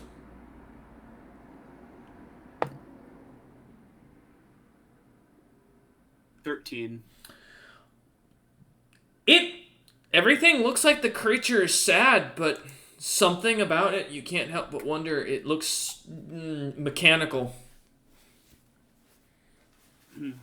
It was programmed to act like this. Alright, well, that's my turn. Alright. As you end your turn, how long does the confusion last, Fungus? Is it 1 round, or...? It was 1 round. Okay, so the creature is So good to it's go. gone. Yep. Alright, now it's going to make its balance check to stand back up. Yeah, but this is the last round that the ice slick is going to be active. So after it comes back around to me, the ice slick will be over. Don't worry. That is a 20. It finally meets the save as it stands on the last turn. Was that Yo. with the -2? Oh, Sure. my apologies. Fuck you. The creature seems to get on its 2 back feet, and it seems to get excited. Claws ready. It roars out of the crooked mouth and then falls backwards on its butt again as it just stares. Yes. I could just imagine Fungus just going just blowing on it, and just Oh, Fungus totally has smoke coming out of his finger guns that he blows off. The creature is going to make an attack. Didn't even cast a spell. At its prone disadvantage, so it gets a -4 to its attack against Sprungus to try and hit him. With another -2. Yep. I know you remember just. Yeah. No, I know. Don't worry. Yeah. So since this is that, so it's only a plus. Oh, that hurts. That really hurts. That's a 13 to hit for the claw. Sprungus, no. Sprungus, you feel as the claws kind of scrape against the rock hard, abs, literally made of rock and such, as they scratch, sparking across. The creature just stares at the now claws all torn and jagged and cracked, and you're not sure, but for a moment, a slight gleam in the bear. It looks as if the creature's just accepted its death as it looks up, ending its turn. The Kobold Bandit is up. He is going to look down at you lot and say, speaking in common, do you speak common or only giant? Yo. As he looks into the distance, a little bit over towards Kez, he turns back after hitting the bear and goes, alright, perfect. Apologies, my name is Bale. willing to offer any information if it means you just won't kill me. Like I'll be arrested, sent back, or sent to Regan Utham's prisons. I'll do anything to save my skin here. Kind of looks about to any of you to see if any of you respond. And anything? Tell me about Do the you serve a god? I think you already asked him that question. No, he has a different I asked the bear that. You did ask him. Yeah, the bear. Or Sprungus asked him the question, which he had shook his head to no. And he said no. Yep, he said no. Yeah, and that's when I did the very exasperated. All right, then I move on. He kind of I'll looks. respond to him on my turn. He kind of looks down to Dom, Ned, who are the closest, and goes, I can even make you a magic item in exchange for, letting me live, even if it means I'm being taken back in cuffs or rope, but whatever. Like, your death is so final, if you know what I mean. Why were y'all attacking us to begin with? We were getting ready to leave the forest. He kind of looks at you, and he kind of gives a smile as he's about to respond, and that's going to end his turn. Ned, funny enough, you are up. She said, Can I look at Answer the question. the little bear figurine? Uh-huh. Like, can I look it over? Yeah. I know it seemed magical. I just want to see if there's any, like, on-off button or anything. Yes, you kind of look at the top of the quarterstaff where the bear is kind of embedded into it. It looks to be made of solid bronze, and seems to have been kind of like torn in half, with the front half of the front paws of the bear up pushed away a little bit. The item doesn't seem to have any sort of indication of on or off. Give me a spellcraft though to see if you catch anything immediately looking at it. All right.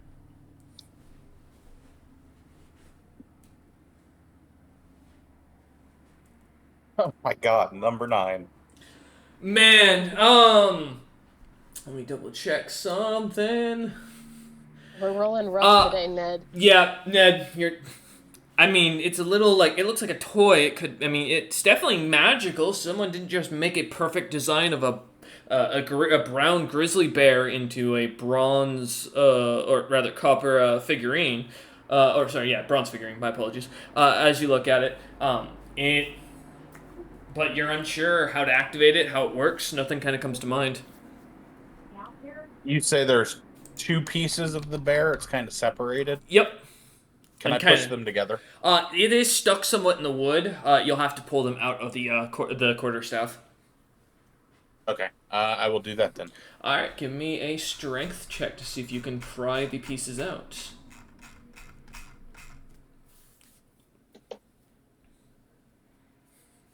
Something better than a 9. Nope. As you kind of try, they're small and your fingers are a lot bigger, Ned. It's hard to get a good pinch onto them, and as you keep doing it, it just keeps pulling away. Your finger's not able to get enough of a grip. Is there a tree near me? Yes, there's about 4 of them within about. I'm now mad. I'm slamming the bear end into the tree. Oh. All right. As you start smacking the tree. Alright, just one thing I'm gonna roll here for myself. That's not a good DM noise. Okay. Alright, that ends your turn, Ned. We'll come back to you in a minute, don't worry. Do I need to roll to hit the tree or anything? Oh, yeah, go ahead and roll it to hit the tree. Okay.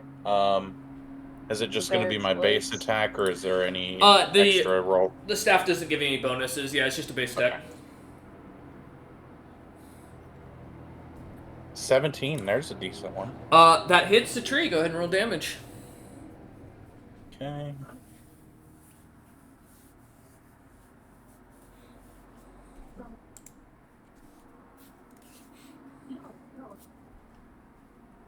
Does your strength modifier go on to Yes. damage? Yeah.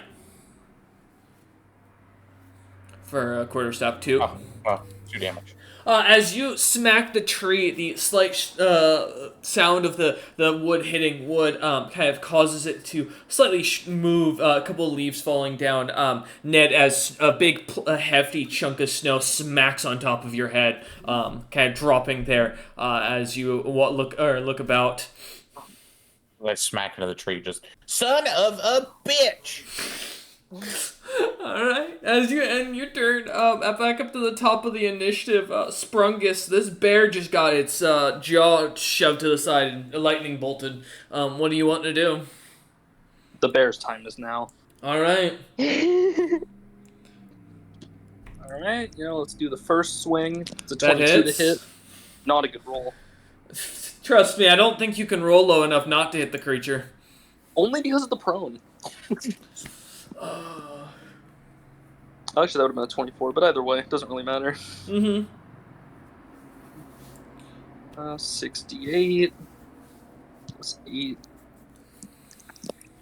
Oh god.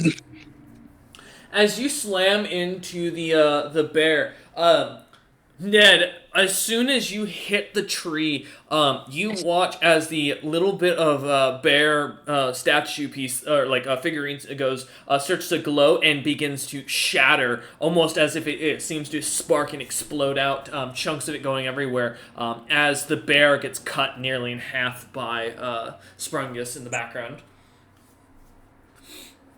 As the I did something. As you look back, seeing the bear on the ground lying there, Sprungus, and Kez, you see as the bear goes from this fleshy bit to metal and then turns to a blackened dust that dissipates onto the wind. No, that's weird. Ooh. Can I make a check to see what kind of magic I just witnessed? Yeah, give me a spellcraft check. May I as well? I'm surprisingly a good caster. Sure. I'm certainly not, so I'm gonna fucking hook up my hammer to my side and go to the rest of my party. Alright, as you head over to your party, the bandit kind of slowly climbing down the tree with his hands still as high as they are. Not incredible. 22. I got a 24. Let me double check.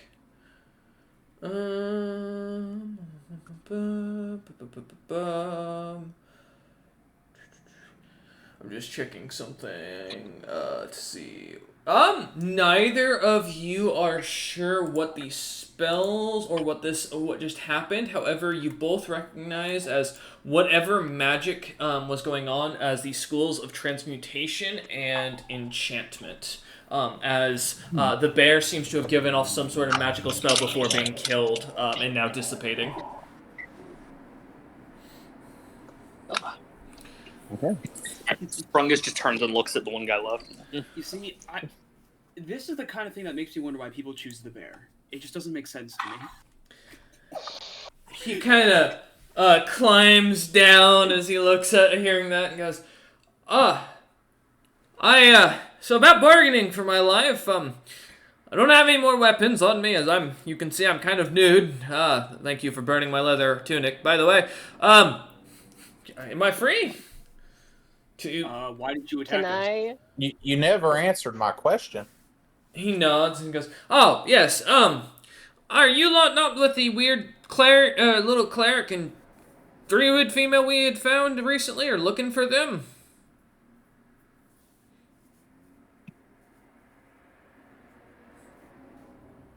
I do not understand a single thing you just said.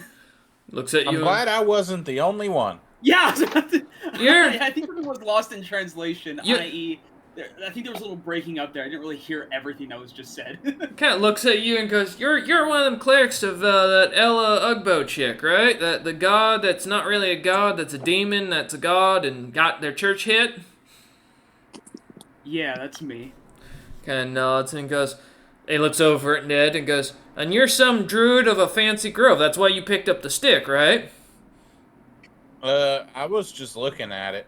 I didn't even realize it was part of my grove until after y'all attacked me. Kind of like an eyebrow of surprise as both his eyebrows go up. His face very clearly showing the change in motion. He goes, "So you lot weren't planning to kill us for attacking the strange cleric and druid who we found, Huh. That's gonna be a fun story for them when they wake up. Or when they wake up in death."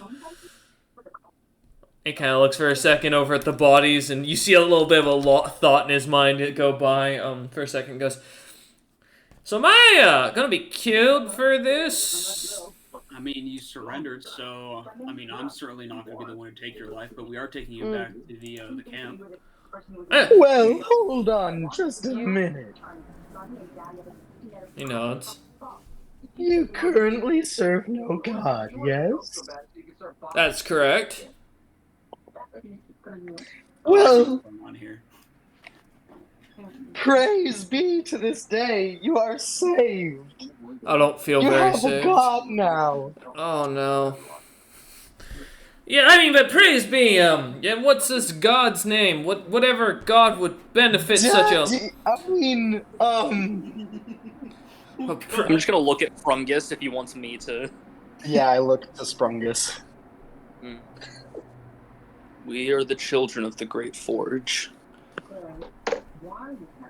kind of nods and goes, I'm gonna just ask the dumb question. I do apologize for an ignorant, low commoner like myself here, not of the same nobility and ranking as you or the god you That's worship. okay, you're pretty cute.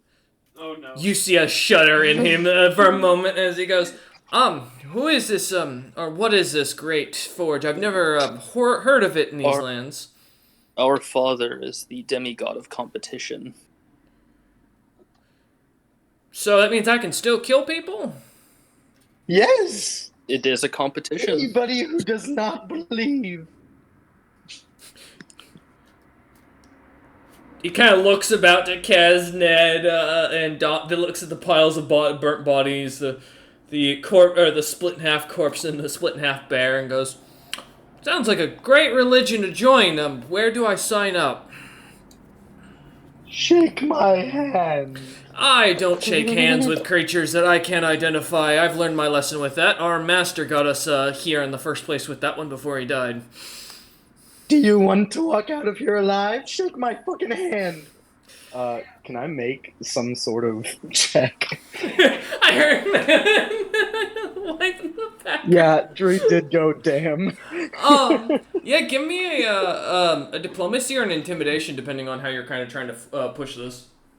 You know, Kazanok was pretty alright with these two, but after that statement, I'm definitely not okay with this guy. Hey, What the fuck did I do? What the fuck did I do? This guy, specifically from I mean- this forced conversion stuff is kind of whack. I think you also missed the fact that this kobold plans to, once he escapes, not turn his life around, but continue killing people, and did not imply that those people were innocent. Just That's normal because his moral Now, hold compass up, wanna hold point up. that out. Did you not, or have you not killed how many people in how many campaigns, innocent or otherwise? I don't want to hear that coming from you. Keep in mind, this is an age where just slaughtering people is pretty freaking normal. That's a 53. Is that diplomacy or Diplomacy. intimidation?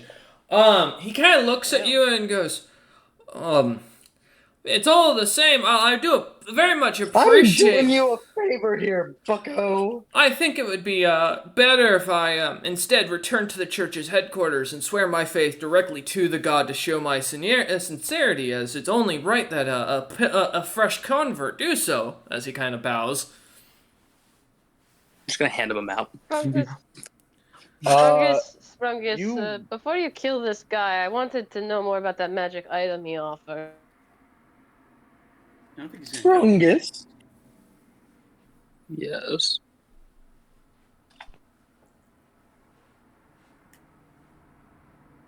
This non-believer tests me. He is looking at the Understood. map. Yeah, there's just a circle around the nation we're from.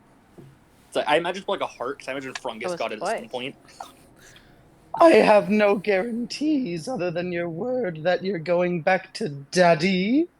Well, I'll give my word, or I'll be killed by your god. That I'm gonna go see the city and see him, the god, if I'll be allowed to see him. Kind of takes a second as you see him kind of caught, just out of So curiosity. you'll swear a Oh. blood oath. I'll swear an oath. No, I don't a feel. magically binding blood oath. Kind of looks at you for a second. Goes, if your god is powerful enough, I should be stricken down if I'm lying. Youngest, Kind of looks about and between the two of you. I'm going to turn away. Okay. Can I? Mm-hmm. Frungus turned away. Yes, go ahead. Yeah, I said Sprungus and Yep. turned away. Yep. Before murder probably happens. I cut out, so I don't know if my earlier thing came through. I do want to attempt to sense motive or something to determine, because this guy is surrendering, but I don't think he's as weak as he's acting, because he's not scared of Frungus or Sprungus. So are you And he knows a lot trying? about God. Are you trying to determine Yeah. how strong he is, or are you trying to determine if he's lying? I'm trying to determine if his life's actually threatened, or if this is a stronger being in disguise who's putting forth a test we are about to fail. Essentially. Like, Sprungus and Frungus have scared every other person in our expedition, and this little kobold who is surrounded and outnumbered does not look Little, afraid of them. he so is Tom's immediately like, he is large, and I will note I was Oh. say, while bandit is a term, leather armor would be common amongst soldiers, so it's not hard to catch. This probably is an ex-soldier, Dom, but I'll let you. Yeah, go ahead and do the sense motive. either way, this feels off. I feel like this is off, and before chaos ensues. No, I Because he mean, mentioned making a usually- magic item. Yeah, it's kind of strange. Of course. yeah, go ahead and give me your sense motive. Well, this might be for nothing, guys, because I keep rolling absolute dog shit. 7. He does not. It's too hard to tell if he seems to be scared, concerned, or if this is a shock. I mean, he did just watch his compatriots all die in gruesome ways. One of them is split in half, just laying there. The other two are burning.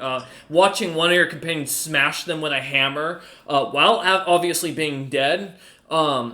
It could be that he's just looking at you a lot as extremely dangerous and is choosing to show confidence because of a concern that if he shows fear, he could die.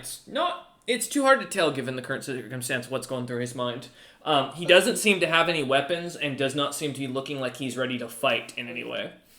Can you tell us about the stuff that Ned picked up? This staff and the statue, little figure. Well, assuming the big one's not gonna chop me in half immediately before I can speak, as he kind of looks over at Sprungus for a moment.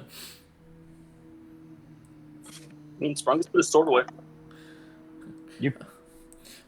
He turns back to you now. Frungus' back turned, and Sprungus just standing there staring. And goes, the staff came from some druid we found in here.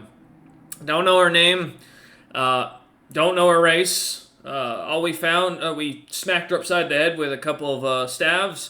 When we found her and a cleric, shanked them a few times, took off with their stuff. The quarterstaff didn't look like it was worth it, and Captain busted the statue by accident or figurine or whatever the hell you want to call it, and a giant bear started chasing him around. I assume since the bear came back, Captain's probably dead. As far as that else goes, we didn't think the quarterstaff was worth keeping, to be honest, and if you're gonna ask where the corpse of the druid is, I don't know. I know the cleric's about half a click from here, but that's about it. All right. Could you take me to the cleric? That depends. I have no intention of killing you. I think you're gonna change your mind when you find out that the clerics have the same god you worship. Listen, you've surrendered. I'm honor bound to not kill you, despite me potentially wanting to. I'm far more passionate about my god than I'm passionate about killing you at the moment. Kind of. Besides, we have many more people for you to answer questions to. You see a sigh as the realization hits him about the amount of work that's going to come of these next couple days as he goes, I'm not going to be sleeping for the next month. I'm not going to be eating. Why not? Maybe I'll die from a cold on the walk. I mean, you might sleep. Rocks can be comfortable. Kind of looks over at you, Ned, and goes, I I don't think rocks are going to be quite comfortable for my people, given the fact that we are out here trying to get food. We haven't eaten in days, and so, I'm going to just accept being uncomfortable over here. You want to go there, it's going to take about a good half a day's walking. That's fine. I assume you're going to want me to dig up the body as well, so I'm going to need a shovel or something to, actually do the digging. Don't worry, I'll help. Great. He just kind of sighs and goes, so, do we sing a marching song? Am I going to walk in front of you? As he kind of holds his hands out You in can front of him. sing for us.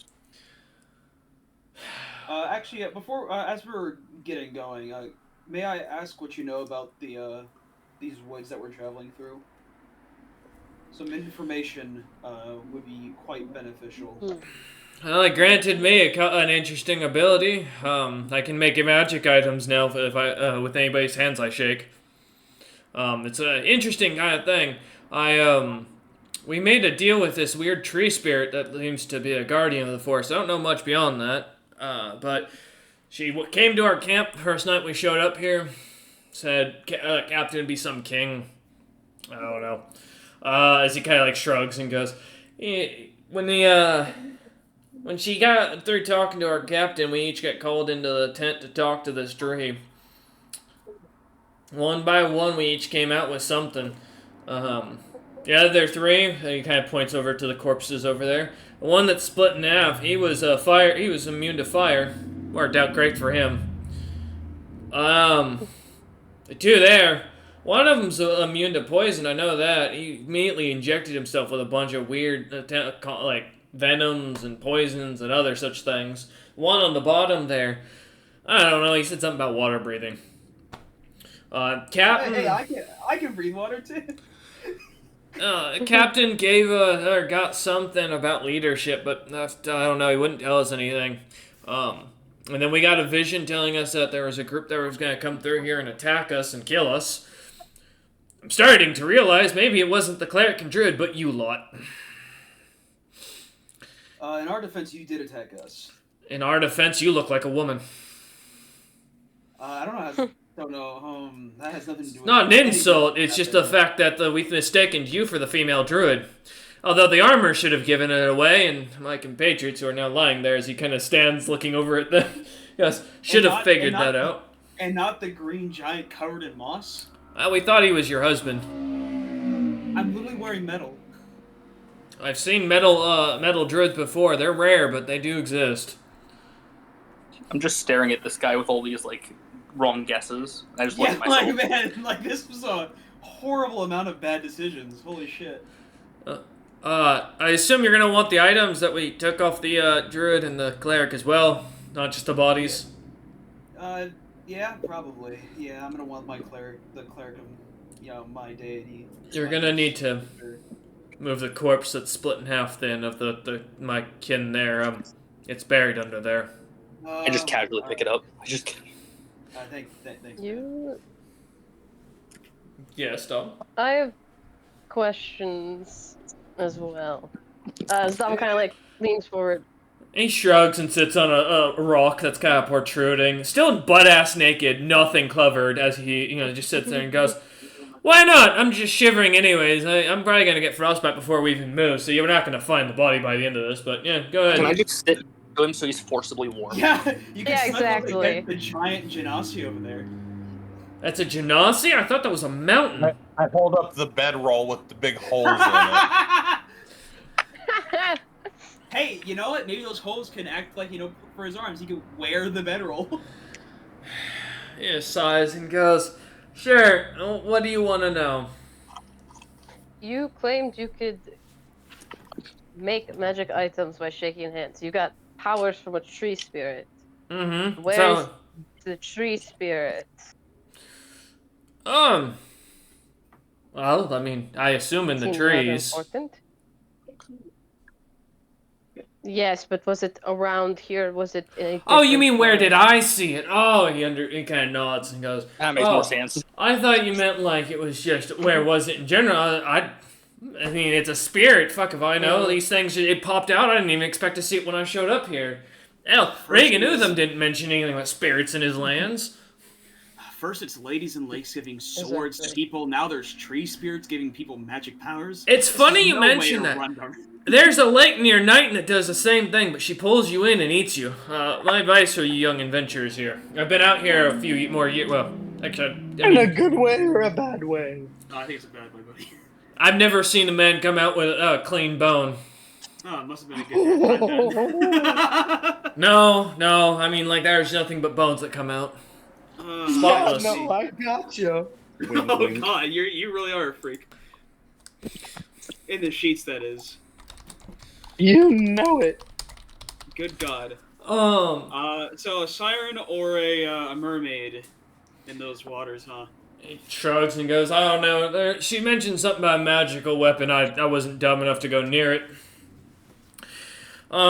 Yeah, shrugs and goes, yes, the spirit, I mean, we saw her, near where we buried the cleric's body.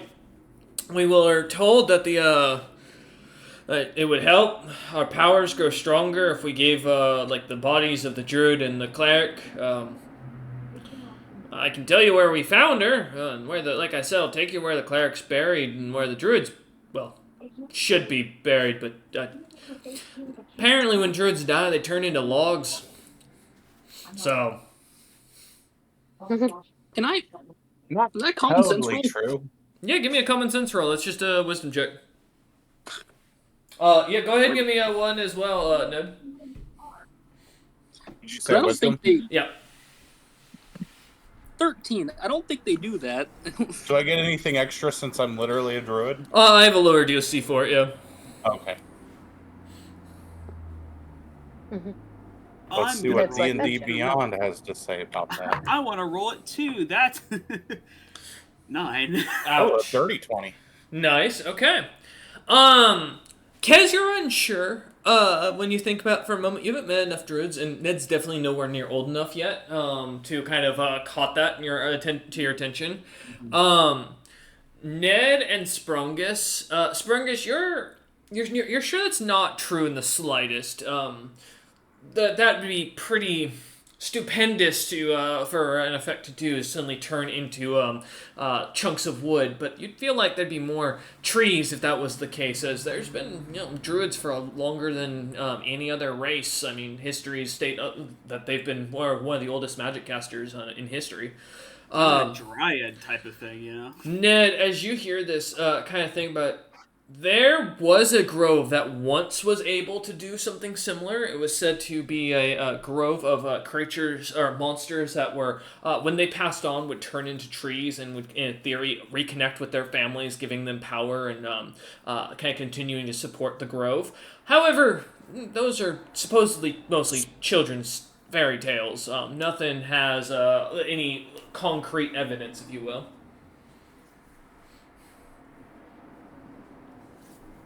Yeah, that one's kind of a childhood myth.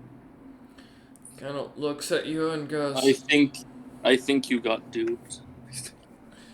well, we put enough holes in her. I guarantee she's dead. Kind of looks And back. is their stuff buried here too? The druid stuff is, well, not really buried. It's, the only thing we had was this weird little figurine, some raven thing that was like a silver statue. Tiny little thing as he kind of holds his fingers up to about 2 inches in size and goes, Ooh, Magic Raven. magic? No, the thing didn't give off magic. Our wizard in the group wasn't able to identify anything of it. Where is it? It's buried over there by where the body was, as he kind of looks at the body that Sprungus is still holding. The two split halves. I'm still digging, by the way. Oh, Okay, so it's where Kez is digging now. I just start excavating with my way bigger hands. So are you using Move Earth, or are you Over I- way too cool. no, not you. I meant for Oh, Kez. okay. I don't have mold earth. Okay. That means Yeah. Then give me both of you. Do either of you have a digging speed? I think that's what it was. No. Tunnel? Yeah. No. Never Sprungus? confirmed if I had one, so I'm probably not. No.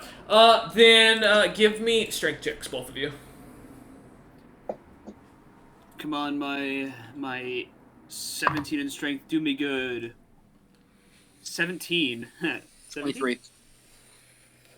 Between the two of you, as you kind of start pulling into the dirt and digging about, it does take you a few moments, but as you do so, you pull out only 2 items that seem to come out that haven't either kind of shredded away to bits of sparkly metal that have kind of seemingly been absorbed by the soil. You find a small 2-inch silver raven figurine and a circlet that, let me just pull up, or a silver headband circlet that seems to have a center gemstone. Ned, Raven's all you. And now I'll give it a little toss. I would like to take a look at the raven. As you take a look at the raven, what are you trying to learn? Just look at it, see what it is.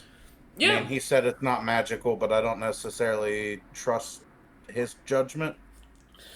No worries. So yeah, it looks to be a small, about 2-inch tall, by about 2 inches thick, silver statuette of a perfect raven. Looks to be one solid piece. There is what looks to be something engraved on the back of it. Like a rune on it, but there's nothing that seems to signify any sort of immediate like on, off, or seemingly switch to it. Is the rune, is it in Druidic or something? It is. It Okay. reads. Give me a moment. I'm just looking up to make sure I've got this right. I'm gonna put the quote in here for what the rune says. There you go. Brightest wings.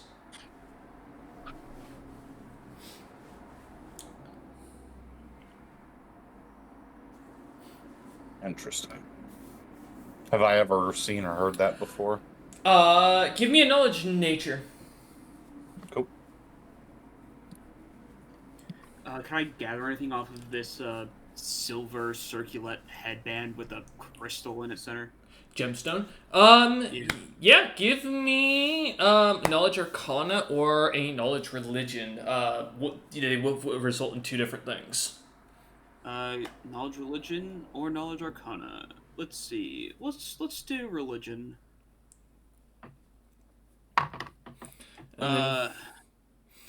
8. So no, I assume not much for now. Okay. Ned, with the 17, as you take a second to think, you realize there is a grove that does worship a creature called Brightest Wing. Some people have noted this to be some sort of apex-like monster, but no one knows what the creature is. Most assume it to be some sort of like large bird. Many of those who are signified by the grove carry around with them a silver wing. Or, not wing, feather. Not a whole wing. Be a very different thing. A single silver feather. The shape and size can vary, but they're always come in silver and seem to always be very obviously shown. Gotcha. Because with your knowledge religion, as you look this thing up and down, kind of turning it about, you do recognize this. Something kind of flashes into your mind for a moment, and you see a massive church, Gothic-like church that is being it seems to crumble in on itself. A painting of the mother, seemingly depicted amongst the glass, that seems to crack and break as you can hold this item. Coming back from it for a moment and looking at this item, you recognize this as the champion's circlet. I need you to bring me to where you buried that cleric now. He looks at you and goes, "Why? I mean, he was an easy kill." Now!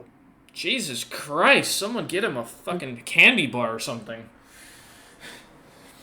You want some candied, like, grapes? I've got some probably back at the camp. A lot more electricity is starting to flare. I was from gonna it. say I like raise up my quarterstaff.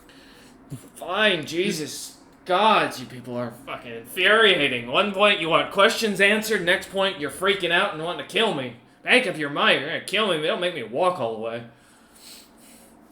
Yeah, he starts Oh, marching. I'm not gonna kill you. I'm just gonna knock you unconscious over and over again. And I like smile at him. You see, Before.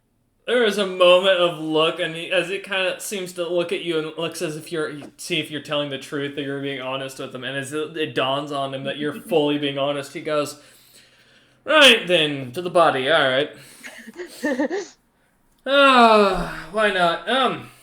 By chance, I know it's a long shot, but, my ability could come in handy, and I'm hoping maybe it'll convince you not to kill me. Any of you want to try getting a magic item to see if it's something interesting, or are you good? I can't shake my own hand, I've tried." I lean down And- real low because he's a lot shorter than me, and I hold out my hand. Oh, Sprungus is going for it. He kind of holds up his hand and says, "So I'll make you a magic item in exchange for my freedom? Well, not freedom, but not being killed?" I'm not gonna kill you. Indeed. He shakes your hand and goes, "Good enough. Sprungus, you turn into a giant sword. You are a huge, great sword that suddenly pops onto the ground.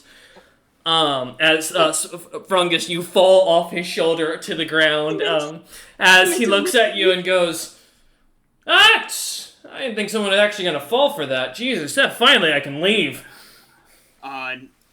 Yeah? He looks at you and goes, "Oh, yeah, sorry, let me." And he kind of starts pulling scales off of his face and skin. And as he does so, you see as this draconic-looking creature, almost identical to his outer skin, appears from underneath, just slightly larger by about 2 feet taller, as he pulls himself out and stands proud, full plate underneath, it looks like, and looks up at you and goes, "Oh, and if you don't mind," as he seems to wave his hand, and the Sprungus sword comes to him as he holds it, wielding it. Sprungus, you can suddenly talk to this individual in his head. Well, I hope he likes a lot of screaming. He looks at the giant, or now standing 12-foot tall looking dragonkin with his large purple mane out, his big red eyes, and looks down at you and goes, "So, what are you saying about being able to beat me again? You can beat a dragon. I'd love to see that." As a smile creeps across his face. Frungus's form flickers.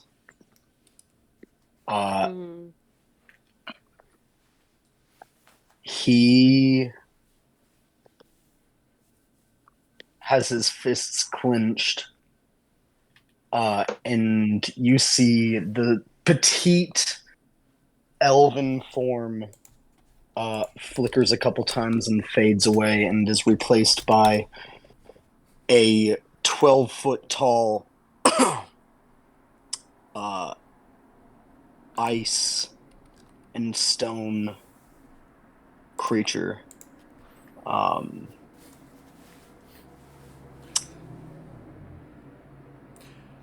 He as you turn into oh no, the twink turns into the twunk.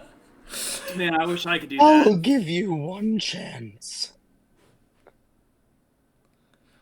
Turn him back and return him to me.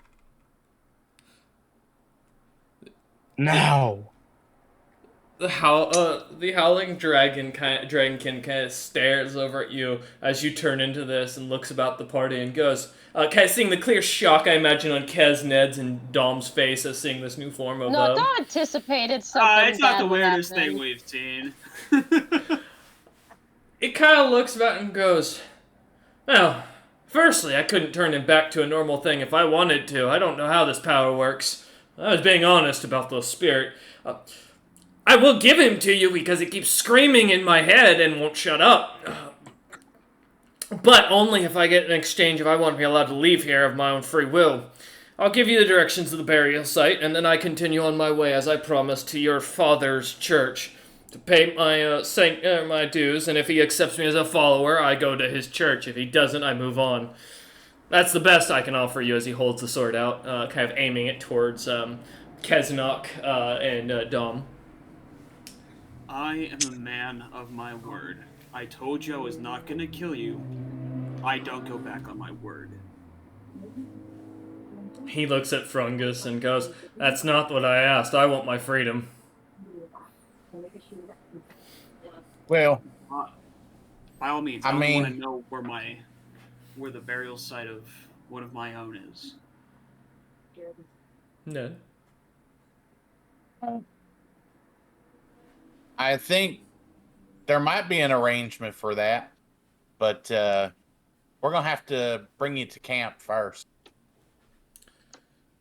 It looks at you for a second, then looks at Frungus and goes, "The only one of you lot that could actually beat me here is the giant ape-like creature over there. And I'm gonna be honest, with this sword, though it screams more than anything else I've ever heard and continues to pray to some strange foreign creature. It sounds like a pansy-ass god to me. In this, if he can't even harm me, how do you think you lot can?"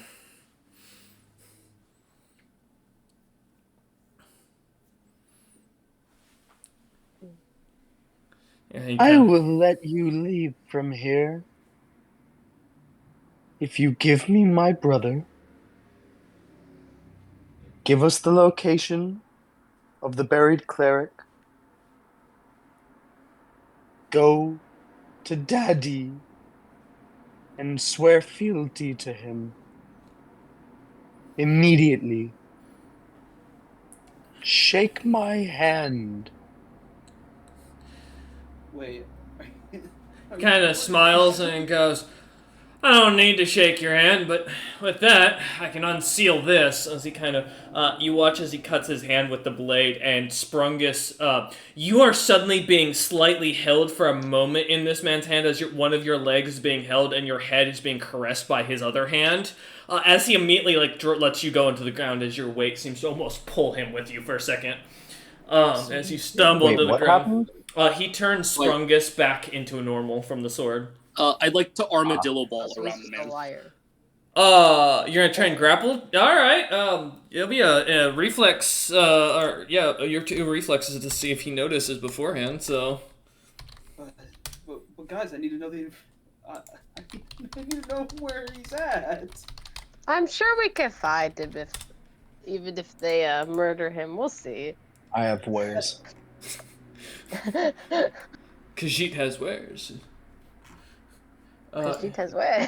Give me a moment just to pull this thing up. You guys made me pull a card. I wasn't thinking I was gonna have to today. Give me a moment. There we go. Alright. And it's going to be a reflex save for both, so in that case... 27. I rolled ass. Nat 2026. He, as you kind of go to wrap around, pulls his feet away from you, trying, just in the nick of time, pulling away, and goes, "Jesus Christ, you are like snapping fucking turtles. I'm, alright, fine, I'm doing it. I'm leaving. I'm going," as he turns and starts walking away. "I'm fucking gonna fight. I've got a map. Jesus.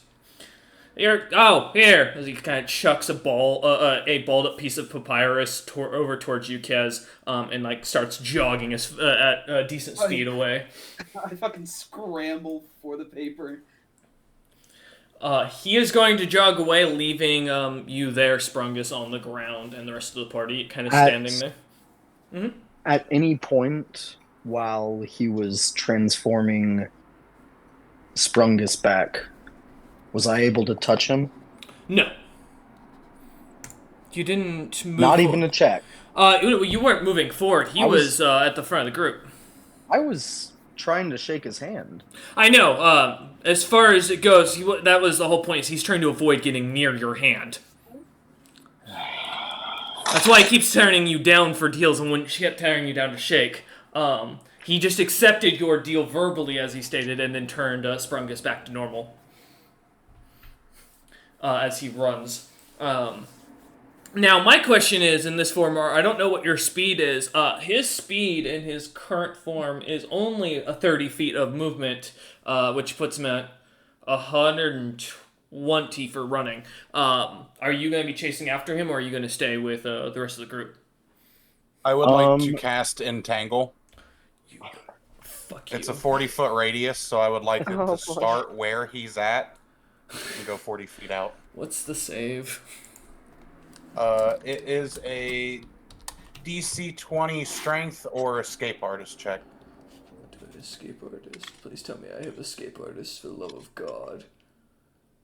Well, if I'm faster than him, if you want to catch him, I'm faster. I do not. Well, he didn't actually, shake there's my hand, so... a reflex save first to see if entangled. Okay, reflex save first. Alright. Yep. Well, that helps me, because I do have a decent... I don't think I can either, but that's a 30. Alright, well, you're at half speed then. Alright, so I don't need to do the strength check. I'm good. Correct. Yeah. So that still puts a 60 feet for running. Does entanglement make it so you can't fly? Wait, hold up. What's your play, Ned? I was just trying to slow him down for you.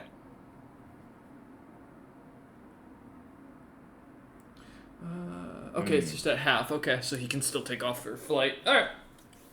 Yeah, he as he's trying to run through, the vines kind of starting to grab a hold of his feet. You see as he slows down immensely, coming to almost a crawl, as he starts to pop his wings out and seems to be getting ready to try and take off. What do you think, Sprungus? Sprungus is just, his eyes are literally on fire and he's staring at the guy.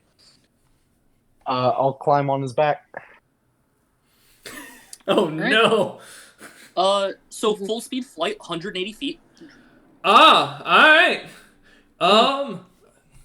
As Fungus climbs on, Fungus, in your new form, how much, do you change in weight and size or anything? I am now large in this form. Mm-hmm. Weight is still pretty light. Okay, still same. You just look scarier, okay. Yeah. Okay. Yeah, as you climb on, alright, as onto Sprungus, as you go flying off towards him, Sprungus and Frungus, he is going to activate now his default ability, because he has to, out of fear. I need a, will save from both of you. This is a fear effect, if you're immune.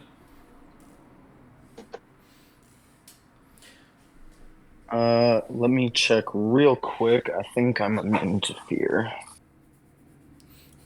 As Kez starts quickly looking through the map that he is unraveling, seeing the circle at me pathway to follow, and starts looking about. I can indeed not be feared. Okay, good to know. Alright, as you two start rushing towards... let me make sure I have an immediate actions. I do not. Are you going to try and grab him? What's the plan, Sprungus? Depends. Well, if you just need to touch him.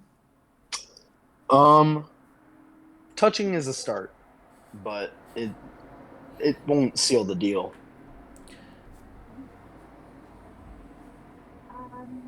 Mm-hmm. But I do need to touch him at some point. Stop trying to touch. Land on him. Alright. Go ahead and, are you trying to grapple him or just land in the same space? I'm just falling on him. Falling onto him? Okay, so that will be a reflex save versus yours then, to see which one of you lands on, or if you manage to land on him or not. Alright. So it's gonna be 32. 25. As he seems to kind of step to the side out of the way as you land down onto the ground. If I remember right, does entanglement specify... Yeah, he'll have to roll. Yeah, I need a save from both of you. So first reflex save.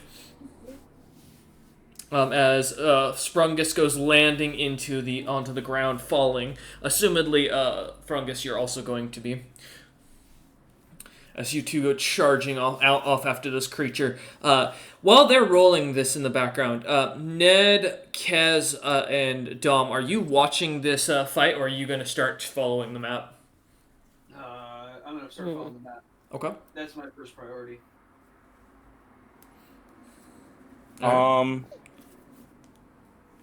I'm gonna try to stay where I can see him, but would like to stay at least somewhat near Kez. Okay. I think Dom would be kind of between Ned and Kez, like following Kez to make sure Kez isn't alone, but also kind of lingering with Ned to see if the fight takes a turn. If it looks like Sprungus and Fungus might need assistance, he could help, but Nom's pretty certain they're way above his league and likely won't need it. But yeah. So he'd be kind of like walking backwards, watching the fight. Alright. Frungus, what'd you get for your reflex save? Reflex save 22. 22. So you succeed at half speed. So you are still halved. Alright. As you two go dropping to the ground trying to land onto him, he is going to make a strength check, which is a DC 20 to get the hell out of here. Oh, it's a full round action to make... Oh, wait, hold up. Oh, no, he's not entangled. Never mind. He doesn't have to make a check. Okay, cool. Yeah. Just half speed. He is going to, with his 2 wings, sprout, and with his turn is going to go start flying. He does fly. Do I get an attack of opportunity? You do get an attack of opportunity, yes. Both of you will be, because he is trying to escape your area. However, Sprungus, you are technically prone, so you'll take a -4 to your attack of opportunity if you're going to use it. That's fun.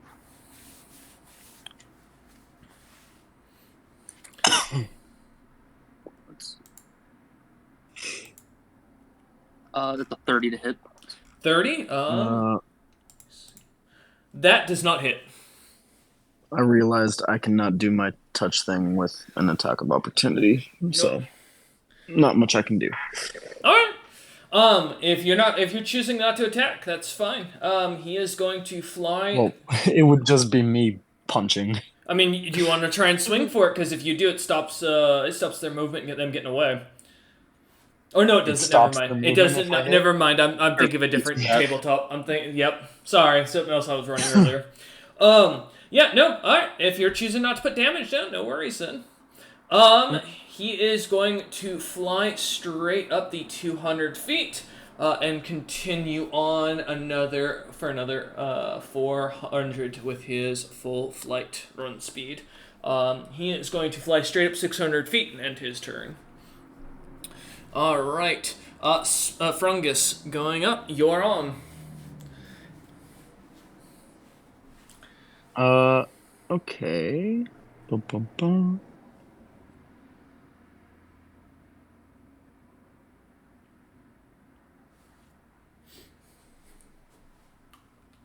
What's the weather like today?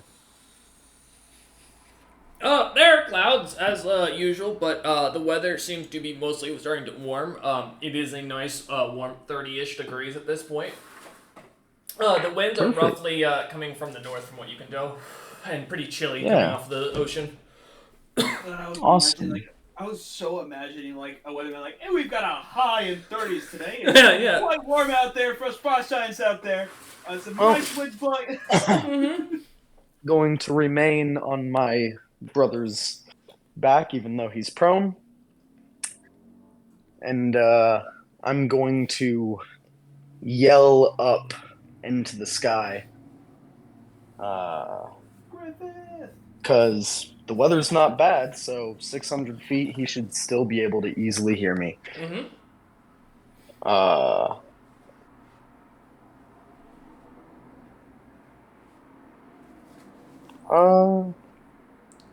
Yeah, I'll yell, "Oh, fuck you till you love me!" Oh my god. Alright! If I've ever heard a threat, try and confuse him. Oh, god damn it. Alright, what's the roll again? So my diplomacy against the target's sense motive. I hate you for that. Let's see.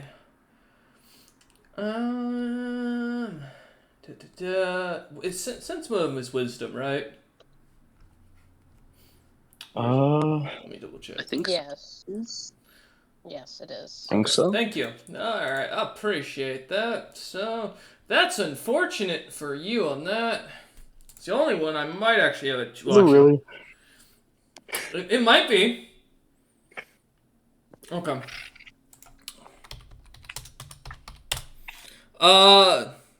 22. Fuck me in these 10s.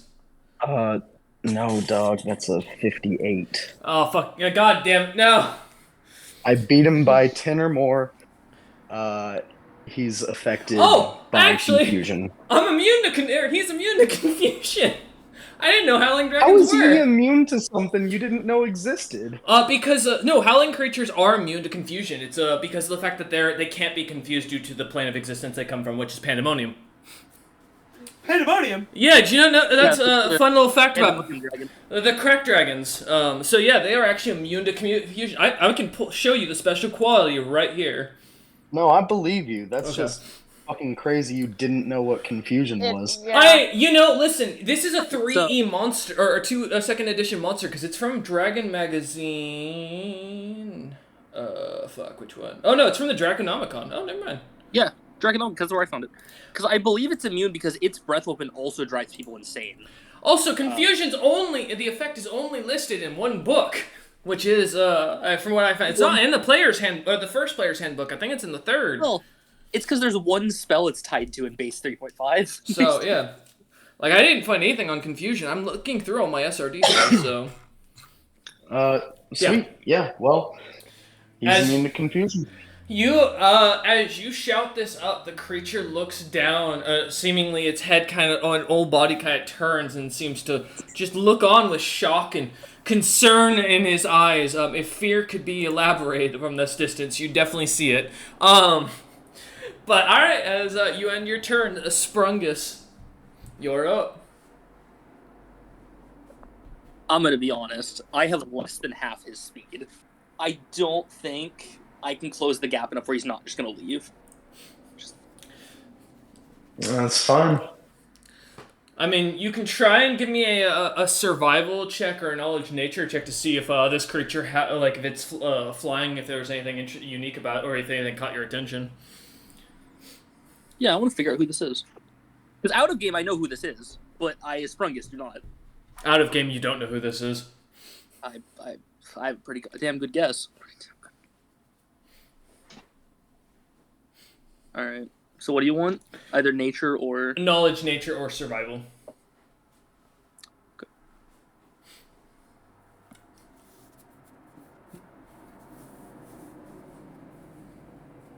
21, which is 100% a nat 20. I only have a +1 to survival. As you look at the creature, the way he's flying, he's definitely getting taken a bit with the wind and pulled around a good bit. You guess he's probably a clumsy flyer, but that still gives him pretty good odds of taking off on you. If anything, gives me even better odds, because clumsy guys have to fly like half their speed every round forward. Mm-hmm. So, as you kind of take a second to think about that and kind of weighing your options standing up, I assume you and Frungus are going to head back to the party to try and catch up after them? Yeah. Okay. Kind of taking note of everything about that howling dragon, what it looked like, everything, little tidbits that can kind of make it easier for you two to identify. Okay. Mm-hmm. All right. As you kind of catch up and turn back, Ned and Dom, as you see the fight kind of come to an end, Sprungus kind of standing up. I imagine Frungus turning back into his normal form. Yep. Mm-hmm. Kind of I imagine an annoyed or angry look on the two of your faces, but I don't want to assume. I don't think people can tell the emotions on Sprungus's face. Yeah, that's fair. It's an unmoving. Well, are your eyes on fire or are they on fire? Yeah, right. Like they're just. But as you guys go start heading into the forest, digging about, It doesn't take you long, Kez, to find the clear sign of where at the foot of a thicker tree, there looks to be a mound that's been kind of pushed over. After a few minutes of pushing apart the dirt between you, Ned, and Dom, and looking about the area, you do find the remains of only bones and the cleric, from what it looks like, as you see the holy sigil on a necklace around the collarbone. The second bit you find seems to be a couple of longer bones that you don't recognize immediately, though it doesn't take you much to figure that this is probably the druid itself mixed in. Mm.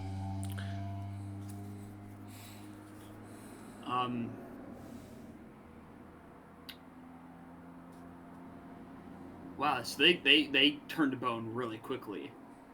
Looks to be like they were almost spot cleanly, or like picked clean. Man, maybe maybe that forest spirit did it. Who knows? Nonetheless, Well, he did say they were looking for food, so they might have I just hate eaten to them. admit it, but I think that's the case. Kezanak is going to kneel, get on both knees and start muttering various prayers, 2 coins on the eyes of the cleric, and start going through death rites and all that kind of stuff.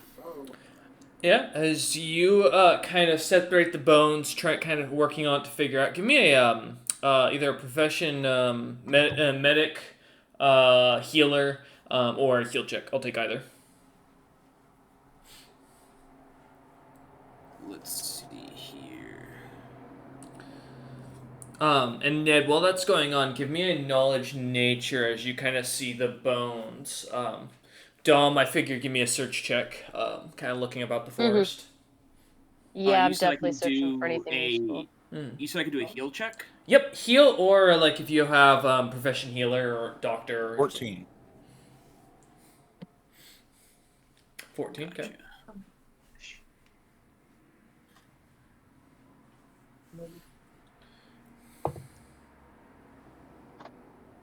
That'll be a 24. 24 for heal nice. or profession? Heal. Okay. For heal.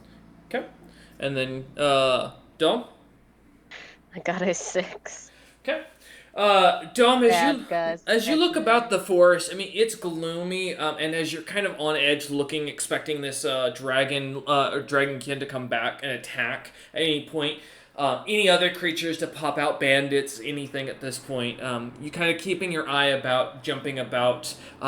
When you see the bushes start to move, kind of catching your attention and beginning to get kind of focusing in, moving a little bit closer, ready, hands at the ready. You see as Sprungus and Fungus kind of push aside some bushes as they kind of step through to see you lot and catch up with you lot. As you manage to kind of catch your breath for a moment. Ned, as you look about, something catches your eye. Each of the trees in the area, the knots seem to have, or the knots around the center of the tree's trunk seem to almost form faces that seem to be looking and watching you a lot. All that look to be older people, older humanoid faces that seem to be in a depiction of either smiling or frowning as they look on at you a lot. Oh you my count god, they're 13. theater majors. God damn it. You count 13, roughly, Ned, of these trees with faces kind of watching. Kez, as you begin to perform the rites, kind of working about the bones, putting them, beginning to dig out the hole and putting them in, kind of lighting a bit of a match and watching everything burn, releasing the spirits best you can. The sounds of the forest seem to give almost like a whistling, and you begin to hear a bit of singing on the trees, as you hear a young woman's voice go, Kez, "You weren't strong enough. You're too weak. Kill yourself with us. Join us. Die for us." Give me a will save, Kez. Well, I'm supposed to be good at these, so we'll see what happens. Oh, hey! Yeah, you succeed. 7.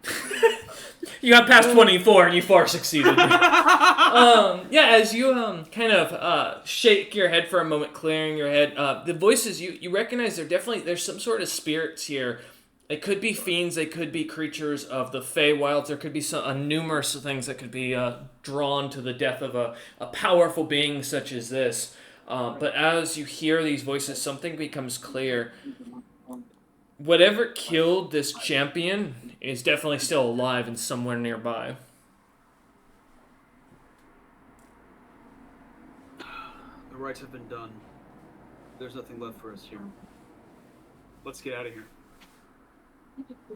I'm inclined to agree. Yeah.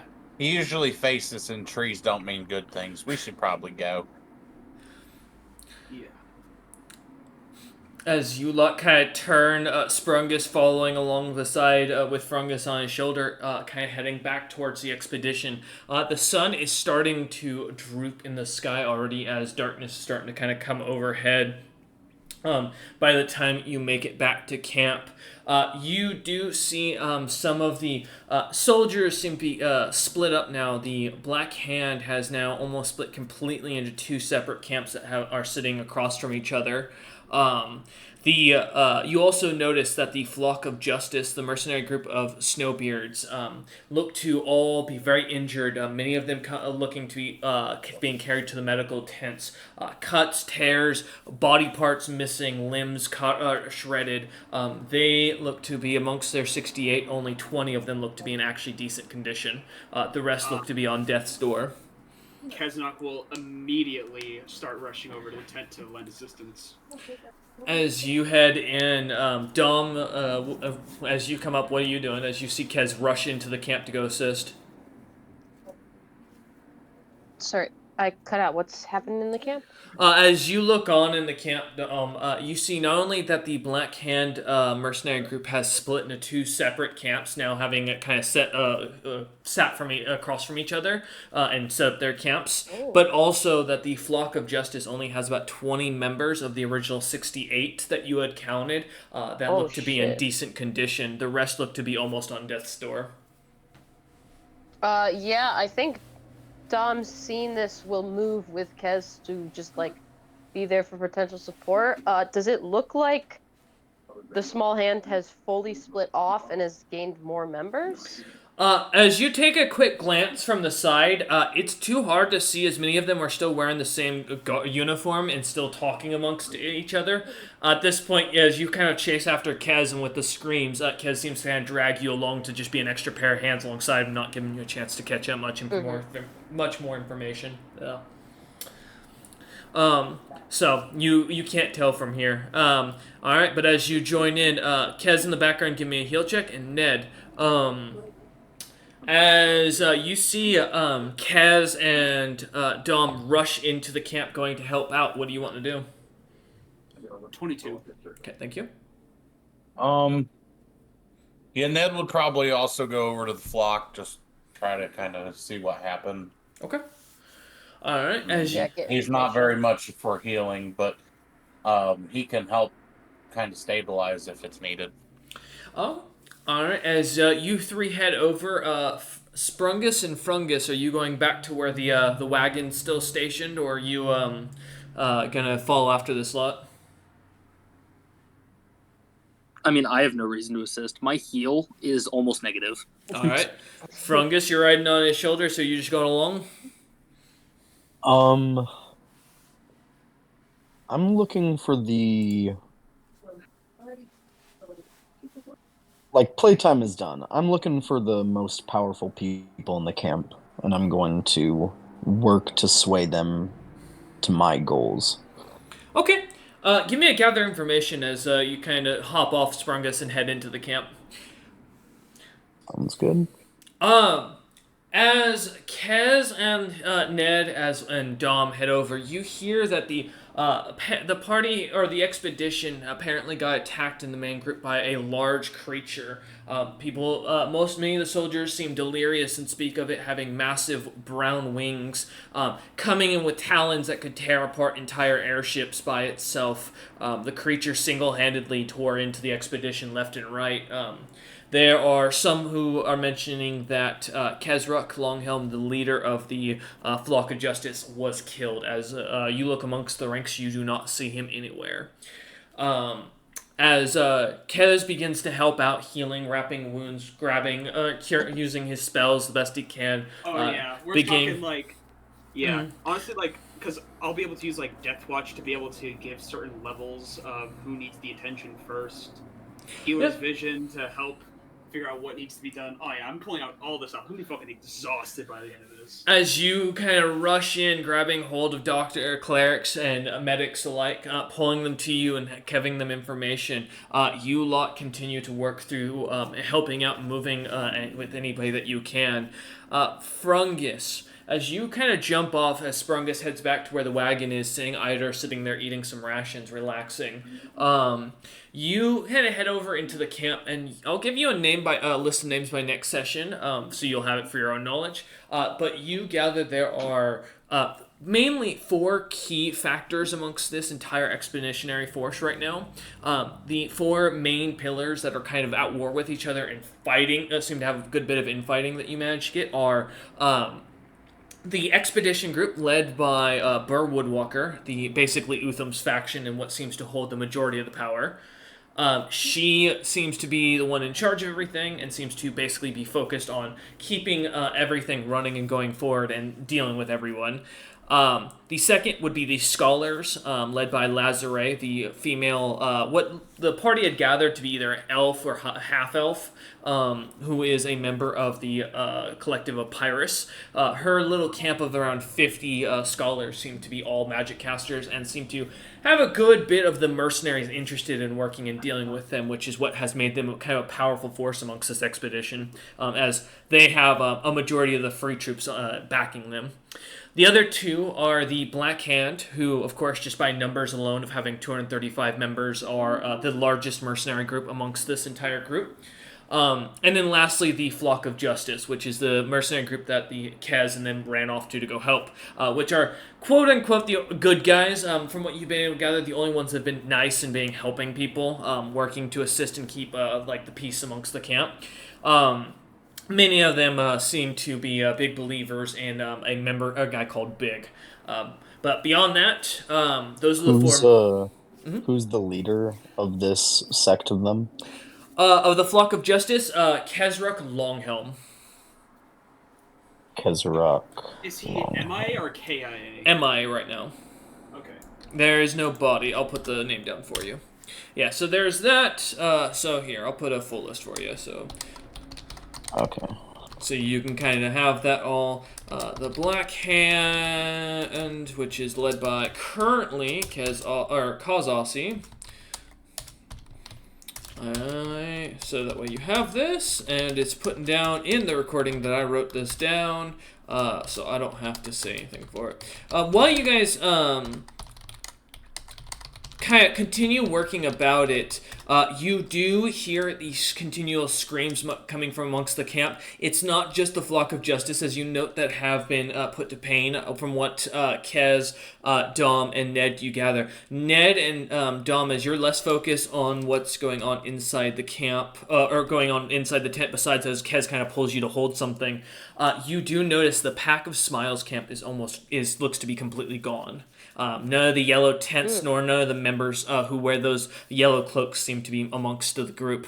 The general discussion seems to be that they took most of the attack and seem to have been wiped out. Or so they say. Yeah. Me as the player, I don't believe that for one fucking second. Did we hear what they were attacked by?